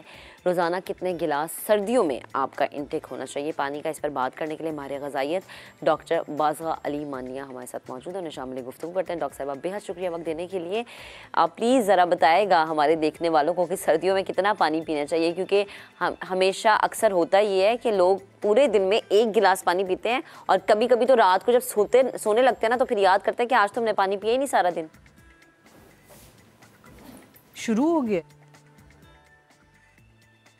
जी जी डॉक्टर साहबा, आप मुझे सुन पा रही हैं? ठीक है डॉक्टर साहबा, अगर आप मुझे सुन पा रही हैं तो प्लीज़ मुझे बताएगा कि सर्दियों में आपका वाटर इनटेक क्या होना चाहिए? बेसिकली सर्दियों और गर्मियों का कोई ज़्यादा फ़र्क नहीं होता है। प्रॉब्लम ये होती है कि गर्मी में ऐसा होता है कि आपको पसीना आता है, राइट? तो जब आपको पसीना आता है तो बॉडी का स्वेट मैकेनिज्म, आपको प्यास लगती है, थर्स्ट मैकेनिज्म आपका एक्टिवेटेड होता है। लेकिन सर्दी में प्रॉब्लम ये होती है कि आपको पसीना आ तो रहा होता है, लेकिन चूंकि टेम्परेचर जो होता है कोल्ड और ड्राई होता है तो पसीना जल्दी से इवेपोरेट हो जाता है, और जब आपका इवेपोरेट हो जाता है तो बॉडी का थर्स्ट मैकेनिज्म, आपको प्यास नहीं लगती, लेकिन बॉडी की अपनी पानी की रिक्वायरमेंट होती उतनी है चाहे चाहे वो सर्दी हो या गर्मी। तो सर्दी में ज़्यादा प्रॉब्लमैटिक हो जाता है ये बात कि आपको रियलाइजेशन नहीं होती कि पानी की ज़रूरत है और आप पानी कम पीते हैं तो प्रॉब्लम क्रिएट होने लगती है, ये प्रॉब्लम होता है। सही। अच्छा डॉक्टर साहबा, मैं चाह रही हूँ कि जो हमें देख रहे हैं उनकी अवेयरनेस के लिए बड़ा शॉर्टली आप मुझे ये बताएगा कि जो पानी आप पी रहे हैं उससे आप कितनी बीमारियों से महफूज हो सकते हैं? देखिए पानी जो होता है ना बेसिक चीज़ है बॉडी में। आप 2 से 3 लीटर पानी हर हालत में पिएं। पानी एक बैलेंस को मेंटेन रखता है बॉडी में। बैलेंस का मतलब है कि सारे ऑर्गन्स, सारे फंक्शंस, सब कुछ प्रॉपर करना होता है पानी की वजह से। जैसे आप पानी पिएंगे तो आपकी किडनी सही रहेगी, आप पानी पिएंगे तो आपका डाइजेशन सही रहेगा, आपका मेंटल इरिटेबिलिटी नहीं होगी, मेंटल हेल्थ आपकी सही रहेगी। क्यों? क्योंकि जैसे अगर फॉर एग्जांपल आप विंटर में अगर आप पानी कम पीते हैं तो बॉडी को तो पानी चाहिए अपने फंक्शंस करने के लिए। तो बॉडी क्या करेगी, किडनी क्या करेगी कि पानी को कंजर्व करने की कोशिश करेगी, तो आपका यूरिन आउटपुट कम हो जाएगा। ठीक है जी। इसी तरह से आपका अगर आप कॉन्स्टेंटली पानी कम पीते रहेंगे तो वो यूरिन कॉन्सेंट्रेट होकर फिर किडनी स्टोन्स का प्रॉब्लम आपको शुरू हो जाएगा। इसी तरह से डाइजेशन में एड करता है पानी, और जब आप पानी कम पी रहे होते हैं, बॉडी को उतना ही चाहिए, तो बॉडी क्या करेगा, स्टूल जो अक्यूमुलेटेड है कोलॉन में उससे पानी एक्सट्रैक्ट करेगा, तो आपको कॉन्स्टिपेशन का प्रॉब्लम होगा। कॉन्स्टिपेशन होगा तो haemorrhoids, piles, so many thing. पानी नहीं पिएंगे तो आपको डिजी फील होगा, आपका मूड स्विंग्स होगा, आप एक्टिव नहीं फील करेंगे। तो इतनी सारी चीज़ें हैं जो पानी पे मुनहसर है। तो पानी सर्दी हो या गर्मी आपको प्रॉपर इंटेक लेना है उसका। सही। अच्छा डॉक्टर साहबा, अमूमन ये कहा जाता है जी कि रात को सोने से पहले पानी नहीं पीना चाहिए। इज इट ट्रू, नहीं पीना चाहिए? आप 2 घंटे का टाइम दे दें। 2 घंटे से पहले तक, सोने के 1 घंटा ले लें। अगर सोने के 1 घंटा पहले तक आप पानी बंद कर दें, रीज़न सिर्फ ये है ताकि आपका नींद डिस्टर्ब ना हो, क्योंकि स्लीप इज़ इक्वली इंपॉर्टेंट। आप रात में सोने से पहले बिल्कुल पानी पीएंगे तो आपको बार बार टॉयलेट जाने की ज़रूरत होगी। सिर्फ स्लीप डिस्टर्बेंस ना होने की वजह से आपको बोला जाता है कि आप रात में पानी ना पिएं, दिन में आप पूरा करें। और पानी भी इस तरह नहीं पूरा करें कि आपको 8 ग्लास पीना है तो आप इकट्ठा पी लें। कंटिन्यू करें पूरे दिन में, थोड़ा थोड़ा पीते रहें वक्फे से, बट मेक श्योर कि आप इंटेक आपकी पूरी होनी चाहिए। सही। अच्छा डॉक्टर साहबा, मैंने तो अपनी ज़िंदगी में ये तरीका अपनाया हुआ है कि मैं नीम गर्म पानी इस्तेमाल करती हूँ, चाहे गर्मियाँ हैं या सर्दियाँ हैं, मैं ठंडा पानी नहीं pीती। तो प्लीज़ ज़रा बताएगा कि क्या ये बेहतर है नीम गर्म पानी का इंटेक, या आप बिल्कुल कंसिडर किया जाता है उसको। नीम गर्म पानी पिएं, बहुत ज़्यादा ठंडा ना पिएं, या तो नॉर्मल टेम्परेचर पे पिएं। अगर आप नीम गर्म पानी पीते हैं तो बहुत अच्छी बात है, पर पानी की इंटेक पूरी होनी चाहिए। चाहे वो आप, अब जैसे लोग कहते हैं कि पानी नहीं होता, बेसिकली फ्लूइड पीना होता है, राइट? तो लोग कहते हैं अब इस फ्लूइड इंटेक को मैं कोक से भी पूरा कर लूँ, मैं स्वीटन जूस से भी पूरा कर लूँ, तो ऐसा नहीं होना चाहिए। पानी ही पीना चाहिए। या तो आप सूप ले लें सर्दियों में ख़ास तौर पे, आप ग्रीन टी से पानी की कंजम्पशन पूरी कर लें, हेल्दी इंटेक लें। एक्स्ट्रा कैलोरीज आप कोक के थ्रू लेंगे तो उसकी आर्टिफिशियल फ्लेवरिंग है, एक्स्ट्रा स्वीटनर्स हैं उसमें, तो वो और आपको नुकसान करेगा फ़ायदे के बजाय, यू नो। सही। अच्छा डॉक्टर साहबा, एक हमने हमेशा अपने बड़ों से ये चीज़ सुनी है जी कि खाने से पहले आप पानी ज़रूर पिएं, लेकिन जब आपने खाना फिनिश कर लिया उसके बाद आप पानी नहीं पिएंगे। बिल्कुल, इसका भी ये कॉन्सेप्ट है। देखें बॉडी में क्या होता है कि अक्सर ऐसा होता है कि थर्स्ट और हंगर के सिग्नल कंफ्यूज हो जाते हैं। लग रहा होता है आपको प्यास, लेकिन आपको असल में आपको प्यास लग रही होती है, लेकिन आपको लग रहा होता है कि भूख का सिग्नल है। तो व्हेन यू जैसे अगर आप बड़ा सा ग्लास पानी का हर मील से पहले पीएंगे, तो मैं अपने पेशेंट्स को अक्सर कहती हूँ, I have got my online में जब मैं उनका वेट लॉस का करा रही होती हूँ तो मैं उन पर एम्फेसाइज करती हूँ कि हर खाने से पहले आप एक बड़ा सा पानी का ग्लास पिएं, ताकि जो बॉडी में थर्स्ट की प्यास की वजह से आपको प्रॉब्लम हो रही है वो पूरी हो जाए। इस हिसाब से आप फिर खाना भी कम खाएंगे। बीच बीच में पानी ना पिएं आप खाने के, और बाद में भी फ़ौरन पानी ना पिएं, पहले आप पानी पी लें एक ग्लास, तो दैट्स द बेस्ट। सही, ठीक। अच्छा डॉक्टर साहब, मैं चाह रही हूँ कि हमारे नाज़रीन को एक छोटी सी टिप मिल जाए, लाइक कि जैसे अगर मैं ये कहूँ कि मेरे पास ये एक बॉटल वो पूरा दिन अपने साथ रखनी होती है, जैसे ही बॉटल खाली है मैंने इसको दोबारा से रिफ़िल कर लेना है। इस तरह पानी का इंटेक भी हो जाता है और आपको अंदाज़ा भी हो जाता है जी कि आपने 2 बॉटल्स ली हैं, 3 बॉटल्स पी हैं। तो मैं चाह रही थी कि छोटी सी एक ऐसी अगर कोई टिप दे दें, ताकि जो हमारी आवाम है वो यू नो, वैसे भी हम बड़े शॉर्टकट्स ढूंढते हैं, तो थोड़ी तसल्ली हो जाएगी, अच्छा छोटी बोतल से हमने पानी पिया है, पानी इस तरह के पानी का इंटेक भी पूरा हो जाए। कुछ भी देखें, या तो आप इस तरह से करें कि आपने डिसाइड कर लिया, सबसे पहले आप जब सुबह उठें तो एक दो ग्लास जितना भी आप पी सकती हैं, आप 1-2 ग्लास पानी पिएं। और हर मील से पहले आप याद रखें, हर खाने से पहले आपको 1 ग्लास पानी पीना है, ये आपको याद रहेगा। पानी की बोतल आप हमेशा कैरी करें। अगर आपको, कुछ लोगों को होता है कि नहीं जो है सादा पानी नहीं पीना, तो ठीक है, आप उसमें कोई वो डाल लें, फ्रूट्स काट के डाल लें, एक थोड़ा सा खूबसूरत सी बॉटल ले लें। कुछ लोग नहीं प्रेफर करते हैं, खूबसूरत सी बॉटल ले लें जो आप अपने साथ आपको वो मिले, बूस्ट मिले कि आप पानी पिए। फिर इसमें आप खीरे गाजर लोग खा लेते हैं, बोतल को खोलो और पानी पियो। जी सॉरी, मैंने कहा अट्रैक्ट करे वो बॉटल आपको कि जिसको खोले और पानी होते हैं ना, डिफरेंट तरह के लोग होते हैं। कुछ लोग कहते हैं कि अट्रैक्टिव बॉटल से उनको होगा, याद रहेगा। या आप जहाँ पे आप बेड साइड है, आप उसके बराबर में हमेशा पानी का ग्लास रखें और पानी का जग रखें, यू नो, इस तरह से जहाँ पे आप, और पानी घर में मुख्तलिफ जगहों पे रखें। जैसे अगर आप टीवी के सामने बैठ रहे हैं तो टीवी के बराबर में एक बॉटल रखें, आप बेड पे बैठ रहे हैं तो बेड साइड पे बॉटल रखें, इस तरह से, ताकि आपकी नज़र पड़ती रहे अगर आपको आदत नहीं है तो। सही, ठीक है। अच्छा डॉक्टर साहबा, आपके पास पेशेंट्स आते होंगे, क्या कभी कोई पेशेंट ऐसा आया है जिसकी बीमारियां बहुत ज़्यादा बढ़ चुकी हों या वर्स्ट स्टेज पे आ गई हों? क्यों जी? क्योंकि वो पानी नहीं पी रहा, पानी का इंटेक उसका कम हो गया है। या फिर पेशेंट्स जो आपके पास आते हैं वो किन बीमारियों के साथ आते हैं जो पानी नहीं पीते हैं? देखिए, मैंने जैसे बोला कि पानी ज़रूरी है बॉडी का मेंटेन करने के लिए, बैलेंस। आपका कोई चीज़ काम नहीं करेगी, आप वेट लॉस के लिए आ रहे हैं, आप दूसरी चीज़ों के लिए आ रहे हैं, लेकिन आप पानी की बेसिक रिक्वायरमेंट ही नहीं पूरी कर रहे हैं तो हम प्रोसीड ही नहीं कर सकते। तो सबसे पहले मैं अपने पेशेंट को कहती हूँ, आप हाइड्रेशन सही करें अपनी। 8 ग्लास पानी इज़ अ मस्ट। आपका पानी डिपेंड करता है एज पे, जेंडर पे और फिजिकल एक्टिविटी। ऑब्वियसली अगर आपका फिजिकल एक्टिविटी बहुत ज़्यादा है तो आपकी पानी की इंटेक और भी ज़्यादा होगी। अगर आप एक्सेसिव एक्सरसाइज कर रहे हैं तो आपकी इंटेक ज़्यादा होगी। और बहुत ज़्यादा धूप और पसीने की जगह पे काम है आपका तो उससे और ज़्यादा इंटेक होगी। क्योंकि बेसिकली बैलेंस क्या करना होता है कि जो पानी लॉस हो रहा है आपकी बॉडी से, उतना ही पानी या उससे ज़्यादा आपकी बॉडी में वापस जाना चाहिए।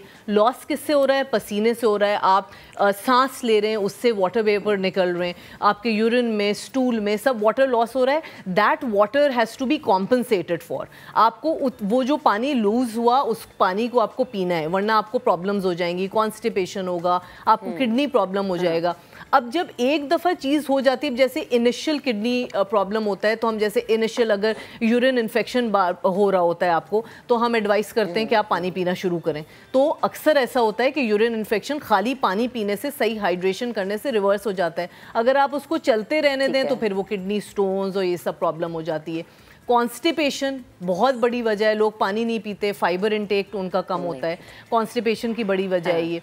और इसी तरह स्किन लोगों की फ्रेश नहीं रहती, मूड स्विंग्स होते हैं, लोग डाउन फील करते हैं, खासतौर पे सर्दी में, बिकॉज एक्टिव नहीं रहते ना, वो जाहिर सी बात है, आपकी बॉडी का वो इंटेक ही पूरा नहीं हो रहा है तो आप एक्टिव कैसे रहेंगे? अच्छा डॉक्टर साहब, मुझे बताएं कि अगर मैं एज वाइज पूछूं, तो छोटे बच्चे होते हैं उन्हें पानी पिलाना बड़ा ही मुश्किल होता है। मतलब उनकी एक ही रट होती है कि अम्मा पानी नहीं पिया जाता ना हमसे, तो वो बच्चों को पानी कैसे पिलाना?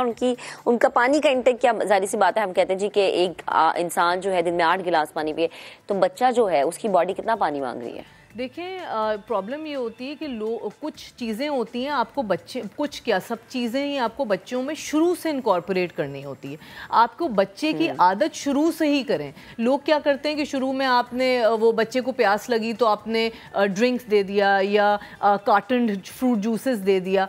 आप उसको शुरू से आदत करें कि प्यास लगे तो पानी ही पीना है, उससे बहुत सारा प्रॉब्लम सॉल्व हो जाता है ना, एक्सेस वेट गेन होता है आपका, आप फ्रेश रहते हैं। तो जब आप शुरू से ही आदत करेंगी तो प्रॉब्लम सॉल्व हो जाएगी और आप आदत ही नहीं होगी बच्चे को पानी पीने की। और setting an example is very important. अगर आप खुद पानी नहीं पी रहे हैं और बच्चे को कह रहे हैं पानी पीने को, तो कैसे पिएगा? You have to set an example, you have to show practically, आपको दिखाना होगा कि देखो मैं पानी पीती हूँ, हर वक्त पीती हूँ, बाहर जाती हूँ, बॉटल कैरी करती हूँ, मील से पहले पानी पीती हूँ, तो ऑब्वियसली बच्चा वुड फॉलो द एग्जाम्पल। बच्चा is like you know black board, जो भी उसके ऊपर वही करते हैं जो अम्मा अब्बा कर रहे होते हैं ना, वो वही करते हैं। जो अम्मा अब्बा नहीं सिर्फ कह रहे होते हैं ना कि बेटा ये कर लो, वो कभी भी नहीं करेंगे। अच्छा, जो 40+ जो लोग हैं या जो सीनियर सिटीजन्स की कैटेगरी में आते हैं, उनका जो है बॉडी इनटेक का, पानी का जो लेवल है वो क्या होना चाहिए? देखें, वही होना चाहिए 2 से 3 लीटर इज़ अ मस्ट। लेकिन मैं देखती हूँ कि ओल्ड एज में अगर आपकी पहले की आदत ना हो पानी पीने की तो बहुत मसले हो जाते हैं। तो आप वही वाला काम करें, आई वुड से कि बॉटल और ग्लास पानी का साथ साथ ही रहें उनके। आप वो कुरान पढ़ रहे हैं अगर तो बराबर में टेबल पे हो, अगर लेटे हुए हैं तो बराबर के साइड टेबल पे पानी का ग्लास पड़ा हो, कि जब भी नज़र पड़े आप उनको इनकरेज करें कि चलें आप एक ग्लास नहीं पी रहे तो एक घोंट पी लें, 2 घोंट पी लें। आहिस्ता आहिस्ता आप अपनी आदत चेंज करें। एकदम से ड्रास्टिक आदत चेंज करने से पॉसिबल नहीं होता है। आप एकदम से अगर कोई 2 ग्लास भी पानी नहीं पीता आप उसको बोलें 8 ग्लास पिए तो इट्स जस्ट नॉट पॉसिबल।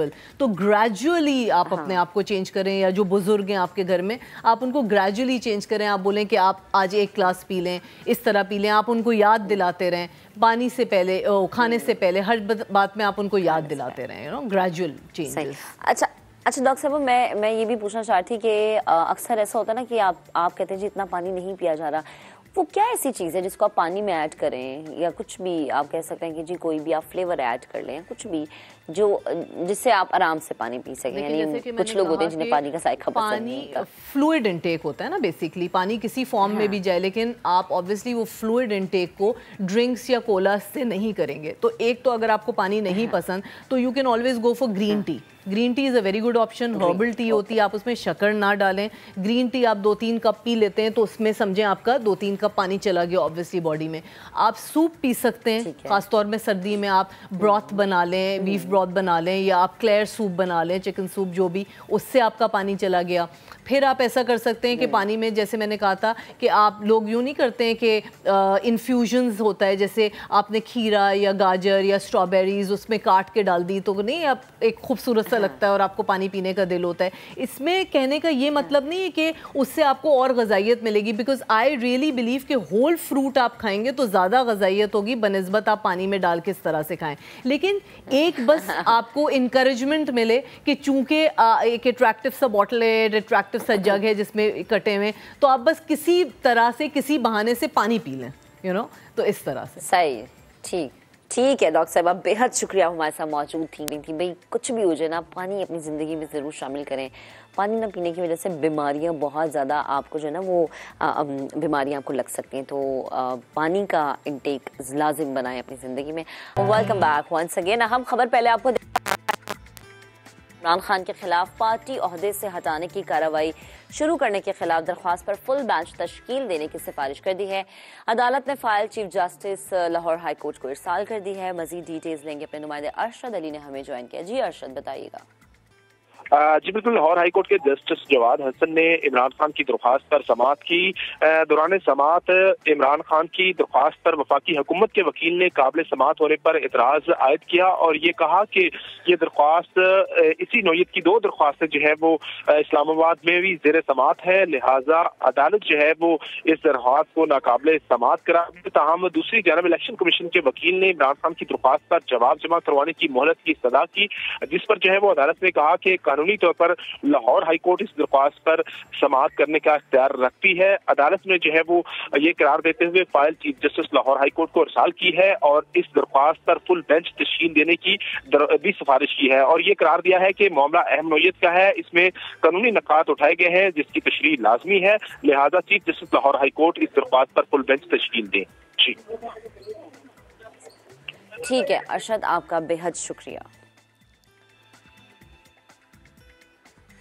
आपको बताएं कि सुप्रीम कोर्ट ने अटॉर्नी जनरल के इस्तीफे और तकर्रुरी के मामले का नोटिस ले लिया है। सुप्रीम कोर्ट ने अटॉर्नी जनरल के इस्तीफे और नई तकर्रुरी का रिकॉर्ड 17 जनवरी को तलब कर लिया है। जस्टिस काजी फायज ईसा ने हुक्म पर प्रॉपर्टी मुकदमे में डिप्टी अटॉर्नी की तरफ से मुआवनत न करने पर जारी किया। अटॉर्नी जनरल ऑफिस से मुकदमात में दुरुस्त मुआवनत नहीं मिल रही, ऐसा मौक़िफ़ अपनाया गया है। अटॉर्नी जनरल अशतर औसाफ हैं, डिप्टी जनरल शफकत अब्बासी का मौक़िफ़ सामने आया है। अशतर औसाफ तो मुस्ताफी हो चुके हैं, उनका इस्तीफा मंजूर हो चुका है। जस्टिस काजी फायज ईसा का आगे से ये जवाब, तो ये मुकालमा जो आपके साथ शेयर कर रहे हैं उसके मुताबिक सुप्रीम कोर्ट ने अटॉर्नी जनरल के इस्तीफे और तकर्रुरी के मामले का नोटिस ले लिया है।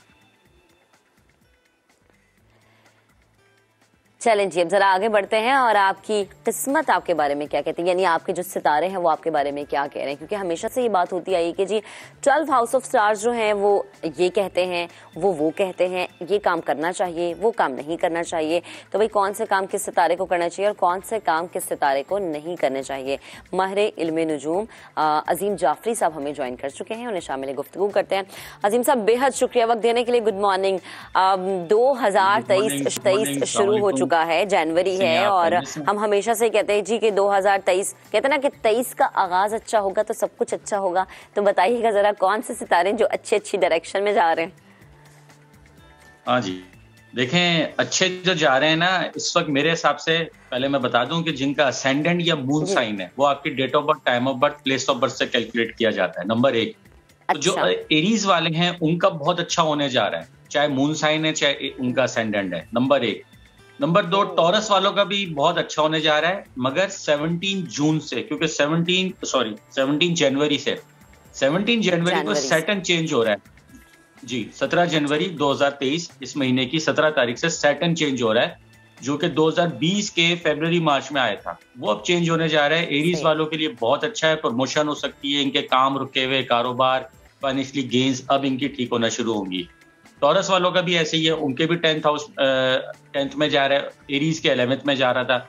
जेमिनाई वालों का बहुत अच्छा हो रहा है, क्योंकि वो तकरीबन ये 2-2.5 साल जो थे बहुत ये अप्स एंड डाउन में थे, मतलब रोलर कोस्टर बने हुए थे, वो ये निकलने जा रहे हैं। बाहर के सेटलमेंट हो सकती है, कहीं अब्रॉड कहीं वीजा लगना, बाहर जाना, ये मसले मसाइल इनके जो रुके हुए आ रहे थे वो अब से क्लियर होना शुरू होंगे। मगर मैं ये बता दूं कि इस महीने की 17 की दोपहर से 17 जनवरी और 18 और 19 की तकरीबन दोपहर तक, ये अगर आप इस महीने कोई भी नया काम शुरू करेंगे तो बहुत नुकसानात होते हैं। एंड रिजल्ट जो होता है वो बहुत लॉसेस होते हैं। तो मेरा मशवरा लोगों को होता है, महीने में ये 2 से 2.5 दिन आते हैं, इसमें कोई आप शादी ना रखें, कोई इंपॉर्टेंट मीटिंग ना रखें, कोई घर खरीद रहे हैं, गाड़ी ले रहे हैं, कोई नया काम स्टार्ट कर रहे हैं, ट्रैवल कर रहे हैं, तो अवॉइड करें। बाकी 27 दिन आपके पास पड़े। 17 जनवरी आप 17 की जो डेट है उसको कोई काम ना शुरू किया जाए। हाँ, उसमें क्या होता है, लोग काम कर तो लेते हैं, ठीक है, वो नहीं कि कुछ भी नहीं हुआ, मगर अल्टीमेटली जो उसके इफेक्ट्स आते हैं वो एक थोड़े अरसे बाद आना शुरू हो जाते हैं, वो फिर लॉसेस में कन्वर्ट हो जाता है। तो लोगों की फैक्ट्रियां बंद होते देखी हैं, शादियां नाकाम होते देखी हैं। तो मैं ये कहता हूँ यार 27 दिन में 2.5 दिन तो है, वो 2 दिन छोड़ दो, बाकी 28.5 दिन आपके पास है, 27.5 दिन। अच्छा, तो ये मैंने एक तो बताना था इम्पोर्टेंट। दूसरा ये कि अभी जो केयरफुल वाला टाइम है ना जिनके लिए, वो मैं ये समझता हूँ कि अब जिनका एक्वेरियस असेंडेंट है, ठीक है, या जिनका पाइसिस असेंडेंट है, ठीक है, वो जरा ज्यादा है, और जिनका कैंसर असेंडेंट है, अब वो चाहे असेंडेंट है चाहे मून साइन, क्योंकि सैटर्न इन लोगों के सर पे से 12th हाउस में से कैंसर के 8th में जा रहा है। तो बहुत मसले मसाइल ऐसे लोगों के साथ पेश आते हैं। मगर इसकी बेस्ट रेमेडी होती है कि आप सैटरडे के दिन कोई काली चीज का सदका दें, काला कपड़ा, कोई और चीज है आपके जहन में, काले रंग की चीज का एवरी सैटरडे दें, तो वो उससे उसके माइनस होते रहते हैं, जो साइड इफेक्ट्स होते हैं मिनिमाइज होते रहते हैं।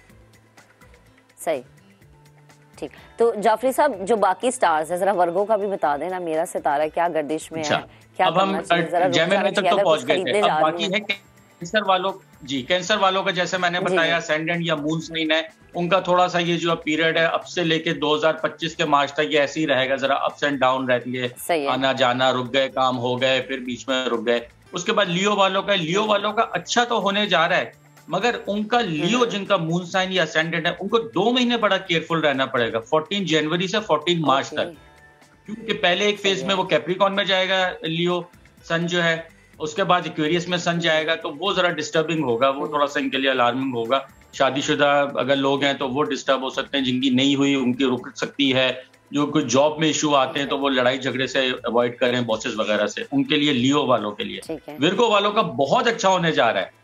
विर्गो वालों का आप देखिएगा, इनको बहुत, जिनका मून साइन असेंडेंट है या वो है असेंडेंट या मून साइन, उनका बहुत, लिब्रा का बहुत अच्छे होने जा रहा है। स्कॉर्पियो का थोड़ा सा मध्यम होने जा रहा है, क्योंकि उनके 4th हाउस में आएगा, चेंज ऑफ प्लेस आ सकती है, चेंज ऑफ रेजिडेंस आ सकती है, कोई ना कोई एक ऐसा इनको 2-2.5 साल डिस्टर्बिंग, जिसमें एंजाइटी वगैरह कुछ स्टमक से रिलेटेड ये वो मसले मसाइल का सामना हो सकता है।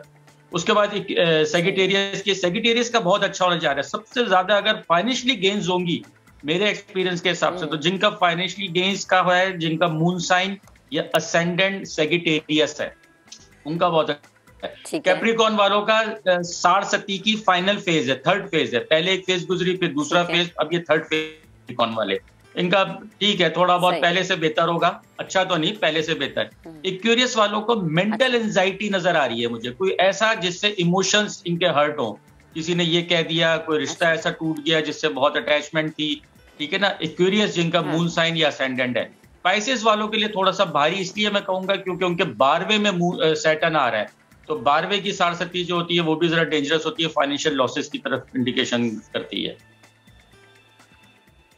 सही है। अच्छा अजीम साहब, एक कॉलर ने हमें ज्वाइन किया है, उन्हें शामिल गुफ्तगू करते हैं। जी अस्सलाम वालेकुम, कहाँ से कौन बात कर रहा है, क्या सवाल है आपका अजीम जाफरी से? जी अस्सलाम वालेकुम, बहुत शुक्रिया, मेरी कॉल लगी, आपकी मेहरबानी। जी मेरा सवाल नाम बताएगा, डेट ऑफ बर्थ बताएगा, प्लेस बताएगा। जी जी, मेरी डेट ऑफ बर्थ है 10 जून 1985 और नाम है दानिश। ठीक है। मेरा सवाल ये है कि मेरा ये जो महीना है, मतलब मंथ ऑफ जैन स्टार्ट हुआ है, कुछ मेरी मीटिंग्स हुई हैं, कुछ अच्छी डेवलपमेंट्स हैं और कुछ टास्क मैंने मेंटेन किए हैं। क्या बताएं? तो वो कैसा रहेगा, प्लीज, मेरा ये सवाल है। जी जाफरी साहब क्या बताएं? दानिश साहब कह रहे हैं जी कुछ मीटिंग्स हुई हैं, कैसी वो मीटिंग्स इनके लिए रहेंगी या थ्रू आउट जो उनका साल है वो कैसा रहेगा? डेट ऑफ बर्थ, इन्होंने डेट ऑफ बर्थ बताई है आपको, क्योंकि मुझे आवाज नहीं आई। 10 जैन 1985। अच्छा, देखें अभी हम बात कर रहे थे ना, जिनका मून साइन एक्वेरियस है या असेंडेंट एक्वेरियस है, वो थोड़ा सा इनको एक मसला आएगा, इमोशनली भी, जज्बाती ये वो इस तरह के ना, और बल्कि फिजिकली भी थोड़ा सा हेल्थ की भी केयर करें। इनका भाई साहब का मून साइन जो है ना, दानिश भाई का, ये मून साइन एक्वेरियस है, तो एक्वेरियस वालों को थोड़ा सा ये आएंगे अब 17 जनवरी ऑनवर्ड्स 2025 के मार्च तक। अच्छा। क्योंकि अब इनके सैटर्न और मून का एक कॉम्बिनेशन होता है, वो गुजरेगा, कंजक्शन होगा, तो ये डिस्टर्ब होंगे। मगर अगर जैसे इन्होंने मीटिंग की बात की है तो ठीक है, एक ऑफिशियली मीटिंग है वो तो ठीक है, सही हो जाएगी।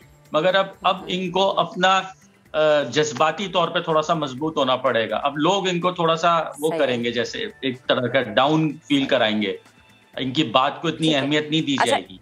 तो जैसे मैंने बताया, सैटरडे के काले चीज का सदका दे तो फिर वो बहुत अच्छा रहेगा, तो वो सदका दिया करें। अच्छा जी जाफरी साहब, एक कॉलर हमें पिंडी से ज्वाइन किया उन्होंने। जी अस्सलाम वालेकुम, गुड मॉर्निंग, क्या सवाल है आपका?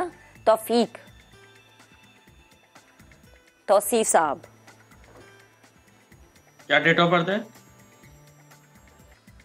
जी तौसीफ साहब सुन पा रहे हैं? अच्छा जी, लाइन ड्रॉप हो गई है। हम स्क्रीन पे नंबर भी फ्लैश करें, अगर आपका कोई भी सवाल है जो कि आप जाफरी साहब से पूछना चाहते हैं, फोन उठाइए, नंबर लगाइए, सवाल बताइए, और प्लीज सवाल बताते हुए पीछे से टीवी का वॉल्यूम कम कर दें। और डेट ऑफ बर्थ आपकी क्या है? ये मेरा जो नंबर चल रहा है पर्सनल कंसल्टेशन के लिए, नहीं तो फिर वो मसला खराब हो जाता है। अब हाँ जी बिल्कुल बिल्कुल ऐसा ही है। तो जी तो हमें ज्वाइन कर चुके हैं पिंडी से जो कॉलर थी। जी अस्सलाम वालेकुम, आवाज आ रही है आपको? वालेकुम अस्सलाम जी, सवाल बताएगा अपना जाफरी साहब को, डेट ऑफ बर्थ बताइएगा। डेट ऑफ बर्थ है 2 नवंबर 1990। 2 नवंबर। मेरा सवाल है, मैंने अपने कारोबार के बारे में जानना है, कोई नौकरी के बारे में, कोई नौकरी मेरे कोई अच्छी से नहीं लग रही। अच्छा, आपका नाम बताया? जी तौसीफ अहमद। अच्छा, देखिए आपका मून साइन जो है ना, क्या जी आपका मून साइन एरीज है, तो एरीज वालों को तो जैसे मैंने शुरू में कहा कि इनका तो बहुत अच्छा होने जा रहा है 17 जनवरी से ही। तो आप तो अब बिल्कुल फिक्र ना करें, और चाहे आप बिजनेस करना चाह रहे हैं, चाहे आप जॉब में हाथ डालना चाह रहे हैं, जो करना करें, क्योंकि अब आपके स्टार्ट जो है ना 12 जनवरी। एरीज है ना, एरीज पहले रेट्रोग्रेड हुआ है उल्टी पोजीशन में, 12 जनवरी को सीधा होगा, साथ ही 17 जनवरी को सैटर्न चेंज हो जाएगा। तो उसकी जो सेक्सटाइल और कॉम्बिनेशंस बनती है ना, वो आपकी जाफी साहब, आपको पता है हमारे पास जरा वक्त की किल्लत होती है। बेहद शुक्रिया हमारे साथ जो कॉलर थे, उन्हें उनका मतलूबा जवाब मिल गया होगा। अगेन ये इल्म नजूम की रोशनी में हम आपको बताते हैं हकीकी इल्म अल्लाह को मालूम है। दुआ कीजिए, अल्लाह ताला आपकी तकदीरें बदल देगा। अब जरा आगे बढ़ते हैं। अहम खबर है, वजीर आजम शहबाज शरीफ ने तवानाई से मुतालिक जायजा इजलास तलब कर लिया है। तवानाई बचत प्लान पर ताहार अमल दरामद क्यों ना हो सका, मुतल्लिका वजारतों से तफसीलात तलब कर ली गई है। मजीद बात करेंगे नुमाइंदे खुसूसी उस्मान खान ने हमें ज्वाइन किया। उस्मान, डिटेल्स क्या है? ठीक है, उस्मान से राबता बहाल करने की कोशिश करेंगे। अभी आपको बता रहे हैं कि वजीर आजम शहबाज शरीफ ने तवानाई से मुतालिक जायजा इजलास तलब कर लिया है। सवाल हुआ है जी कि तवानाई बचत प्लान पर अभी तक अमल दरामद क्यों शुरू नहीं हुआ।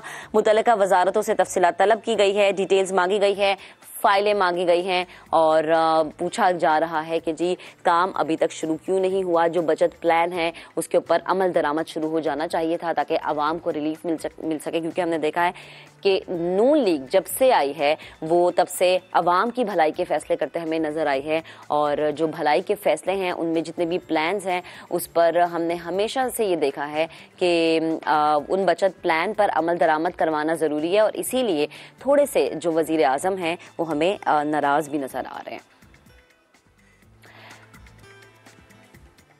चलें जी, अब जरा आगे बढ़ते हैं, प्रोग्राम को आगे बढ़ाते हैं। पाकिस्तान शोबिस इंडस्ट्री की मारूफ मेज़बान और अदाकारा, हम सबकी फेवरेट नादिया खान ने पाकिस्तान में तलाक की शरह बढ़ने की जो उनकी नज़र में वजह है वो उन्होंने बताई है। एक पॉडकास्ट में उनका ये कहना था कि शादियां टूटने की एक वजह बेवफाई है। अब आई थिंक मेजर रीज़न भी यही है। नादिया खान ने हमें ज्वाइन कर लिया, उनसे बात करती हैं, उनसे बात करेंगे। नादिया, अस्सलाम वालेकुम, गुड मॉर्निंग, कैसी हैं आप? वालेकुम सलाम जी, गुड मॉर्निंग टू एवरीवन। अच्छा नादिया, आपका जो ये एक वो था नुक्ता नज़र था, आपका जो अपना पॉइंट ऑफ व्यू था कि जी डिवोर्स रेशो जो है वो क्यों बढ़ रही है पाकिस्तान में, वो उसकी एक मेजर रीज़न बेवफाई है। मेजॉरिटी लोगों को भी ये लगता है कि जी शादी के बाद भी अफेयर्स चल रहे होते हैं। आई डोंट नो कि लोग एक दूसरे से खुश क्यों नहीं होते, और ये जो अफेयर्स चलाने वाला सीन है वो आपके डिवोर्स की वजह बनता जाता है। जी दैट्स ट्रू, क्योंकि देखिए पहले किसी से करना मुश्किल होता था कि जो भी ख्याल होते थे ऐसे वो इंसान के दिल में ही रह जाते थे, क्योंकि डर होता था कि भाई मैं एक लड़की से कांटेक्ट कैसे करूं। आई रिमेम्बर कोई कार्ड फेंक के चले गए, नंबर ढूंढ रहे हैं। अब किसी से राब्ता करना बहुत आसान हो गया, आपने सोशल मीडिया के थ्रू आप किसी को भी ढूंढ लेते हैं, बात शुरू कर देते हैं, और छुपाना भी आसान हो गया। अगर ये शादीशुदा आदमी जो कि ज्यादा इस वक्त इन चीजों में इन्वॉल्व है, उनको ज्यादा ही कोई तकलीफ है कि यार लाइफ में कुछ थ्रिल होनी चाहिए। अब उनको थ्रिल जो है वो इस चीज से चाहिए। उसमें आपको मैं बताऊं, पीयर प्रेशर और पीयर इन्फ्लुएंस बहुत ज्यादा है। हमें लगता है कि स्कूल कॉलेज के बच्चे ही इन्फ्लुएंस का शिकार होते हैं। नहीं जी, बहुत सारे मैरिड मैन हैं जिनके दोस्त कहते हैं यार मेरी गर्लफ्रेंड है, तुम्हारी भी होनी चाहिए। वो ज्यादा खराब करते हैं कि अरे मैं तुम्हें इससे इंट्रोड्यूस कराता हूँ, तो मैं ऐसी पार्टी पे लेके चलता हूँ। तो आप जो समझ रहे हैं कि मियाँ सिर्फ मर्दों में बैठे हैं, ऐसा नहीं है। उनकी बहुत सारी पार्टीज ऐसी होती हैं जिसमें कुछ लड़कियां ऐसी आई होती हैं जिनका सिर्फ मकसद ये होता है कि इनके साथ थ्रू हो जाएं। बंदा कमाता है, सेटल्ड है, married man is an easier target. और आदमी भी जो है बिल्कुल they are ready for the adventure, और उनके लिए wife is not enough. Mostly मैं आपको ये बता रही हूँ, कुछ होंगे डिसेंट वफादार लोग भी, लेकिन मेजॉरिटी इस वक्त जो है आदमी जो मैरिड हैं, सेटल्ड हैं, उनको किक चाहिए लाइफ में, उनके लिए एडवेंचर और थ्रिल है। शर्म की बात है, बट दैट्स द केस। सही। अच्छा, तो नादिया, जो इतनी रसाई मुमकिन हो गई है चीज़ों तक, मेरे ख्याल से रीज़न ये भी है। क्या रीज़न है? जी जी, ये रीज़न है जो चीज़ों तक इतनी रसाई। सोशल मीडिया आप देख लेना कि आप इजीली किसी से भी फेसबुक पे चैटिंग शुरू कर देते हैं, इंस्टाग्राम पे चैटिंग शुरू कर देते हैं। हाँ, नहीं बिल्कुल बहुत आसान हो गया है। मैं अपने हस्बैंड की बात करती हूँ, हमारी शादी हुई अभी, सबको दुनिया को पता है, और जिस दिन से शादी हुई उनको इतनी फेसबुक फ्रेंड रिक्वेस्ट आती हैं खवातीन की, और मैरिड खवातीन, वी आर लोनली, पता है हम क्या करें। तो वो मुझे दिखा रहे होते हैं यार ये बीबी ये इतनी, मतलब क्यों मुझे फ्रेंड रिक्वेस्ट भेज रही है, they are not my friends. तो पूछते हैं भाई आपको मैं जानता नहीं हूँ, आप क्यों फ्रेंड रिक्वेस्ट भेज रही हैं। लेकिन मैं हैरान होती हूँ, रात 11 बजे के बाद शादीशुदा आदमियों को फ्रेंड रिक्वेस्ट औरतों की आनी शुरू हो जाती हैं। उनमें से कुछ सिंगल हैं, कुछ मैरिड भी हैं। मैं ये मतलब क्या हो रहा है? यही आपसे पूछना चाह रही थी, ना सिर्फ मैरिड मर्द, हमने देखा कि मैरिड खवातीन भी हमें इन्वॉल्व नजर आती हैं। जी जी, बिकॉज उनके हस्बैंड्स बहुत बिजी हैं, उनको टाइम नहीं दे रहे, या उनको लगता है कि भाई जो वो चाह रही है उनको वो नहीं मिल रहा। मतलब एवरीबडी वांट्स अ थ्रिल कि कुछ यार एडवेंचर, कुछ ये होना चाहिए। अच्छा, अगर और आप बहुत सारी औरतों को जिनको शक होता है अपने मियाँ पे, वो कहती हैं चलो फिर मैं भी एडवेंचर करती हूँ। ये तो कोई जो खौफ खुदा है ना, सबसे बड़ी बात ये वो खत्म हो। बिल्कुल, आपको शर्म नहीं आती। अच्छा नादी, तो आपकी नजर में इसका हल क्या है? एक अच्छा रिश्ता जो कि बड़े प्यार से, बड़ी मोहब्बत से शुरू होता है, हम उसको बचाना चाह रहे हैं, तो उसका हल आपकी नजर में क्या है? बस सजाएं खत्म हो गई हैं जी। देखा जाए तो इस्लामी तौर पे इनफिडेलिटी की बहुत बड़ी सजा है। पहले सजाएं होती थी और ओपनली होती थी, चाहे चोरी हो, चाहे कत्ल हो, चाहे इनफिडेलिटी हो, सबके सामने सड़क के बीच में होती थी ना। लोगों में खौफ होता था कि भाई उसको कोड़े पड़े हैं, भाई डर के रहो। अब कोई डर ही नहीं है, क्योंकि इन चीजों की क्या सजा है? कभी हमने देखी सजा होते हुए किसी को इनफिडेलिटी पे? तो क्या खौफ है? ज्यादा होगा बेगम घर छोड़ के चली जाएगी, बच्चे लेके चली जाएगी, मियाँ की ऐश। तो अब इस चीज का भी खौफ नहीं रहा ना, अब इस चीज का भी खौफ नहीं रहा, क्योंकि शायद मर्दों को भी ये पता है कि जी दूसरी आसानी से मिल जाएगी, और खवातीन को भी ये पता है कि जी ठीक है अगर हम खुला ले लेते हैं तो हम बाद में कोई अच्छा फाइनेंशियली स्ट्रांग बंदा ढूंढेंगे। बेहद शुक्रिया नादिया, हमारे साथ मौजूद थी, गुफ्तगू कर रही थी। और कोई भी रिश्ता हो उसको मोहब्बत से चलाएं, कॉम्प्रोमाइज करें, सेक्रीफाइस करें, जिंदगी ऐसे ही चलती है। आज के प्रोग्राम से इतना, आपसे मुलाकात करेंगे कल। अपना बहुत सा ख्याल रखिएगा। अल्लाह हाफिज।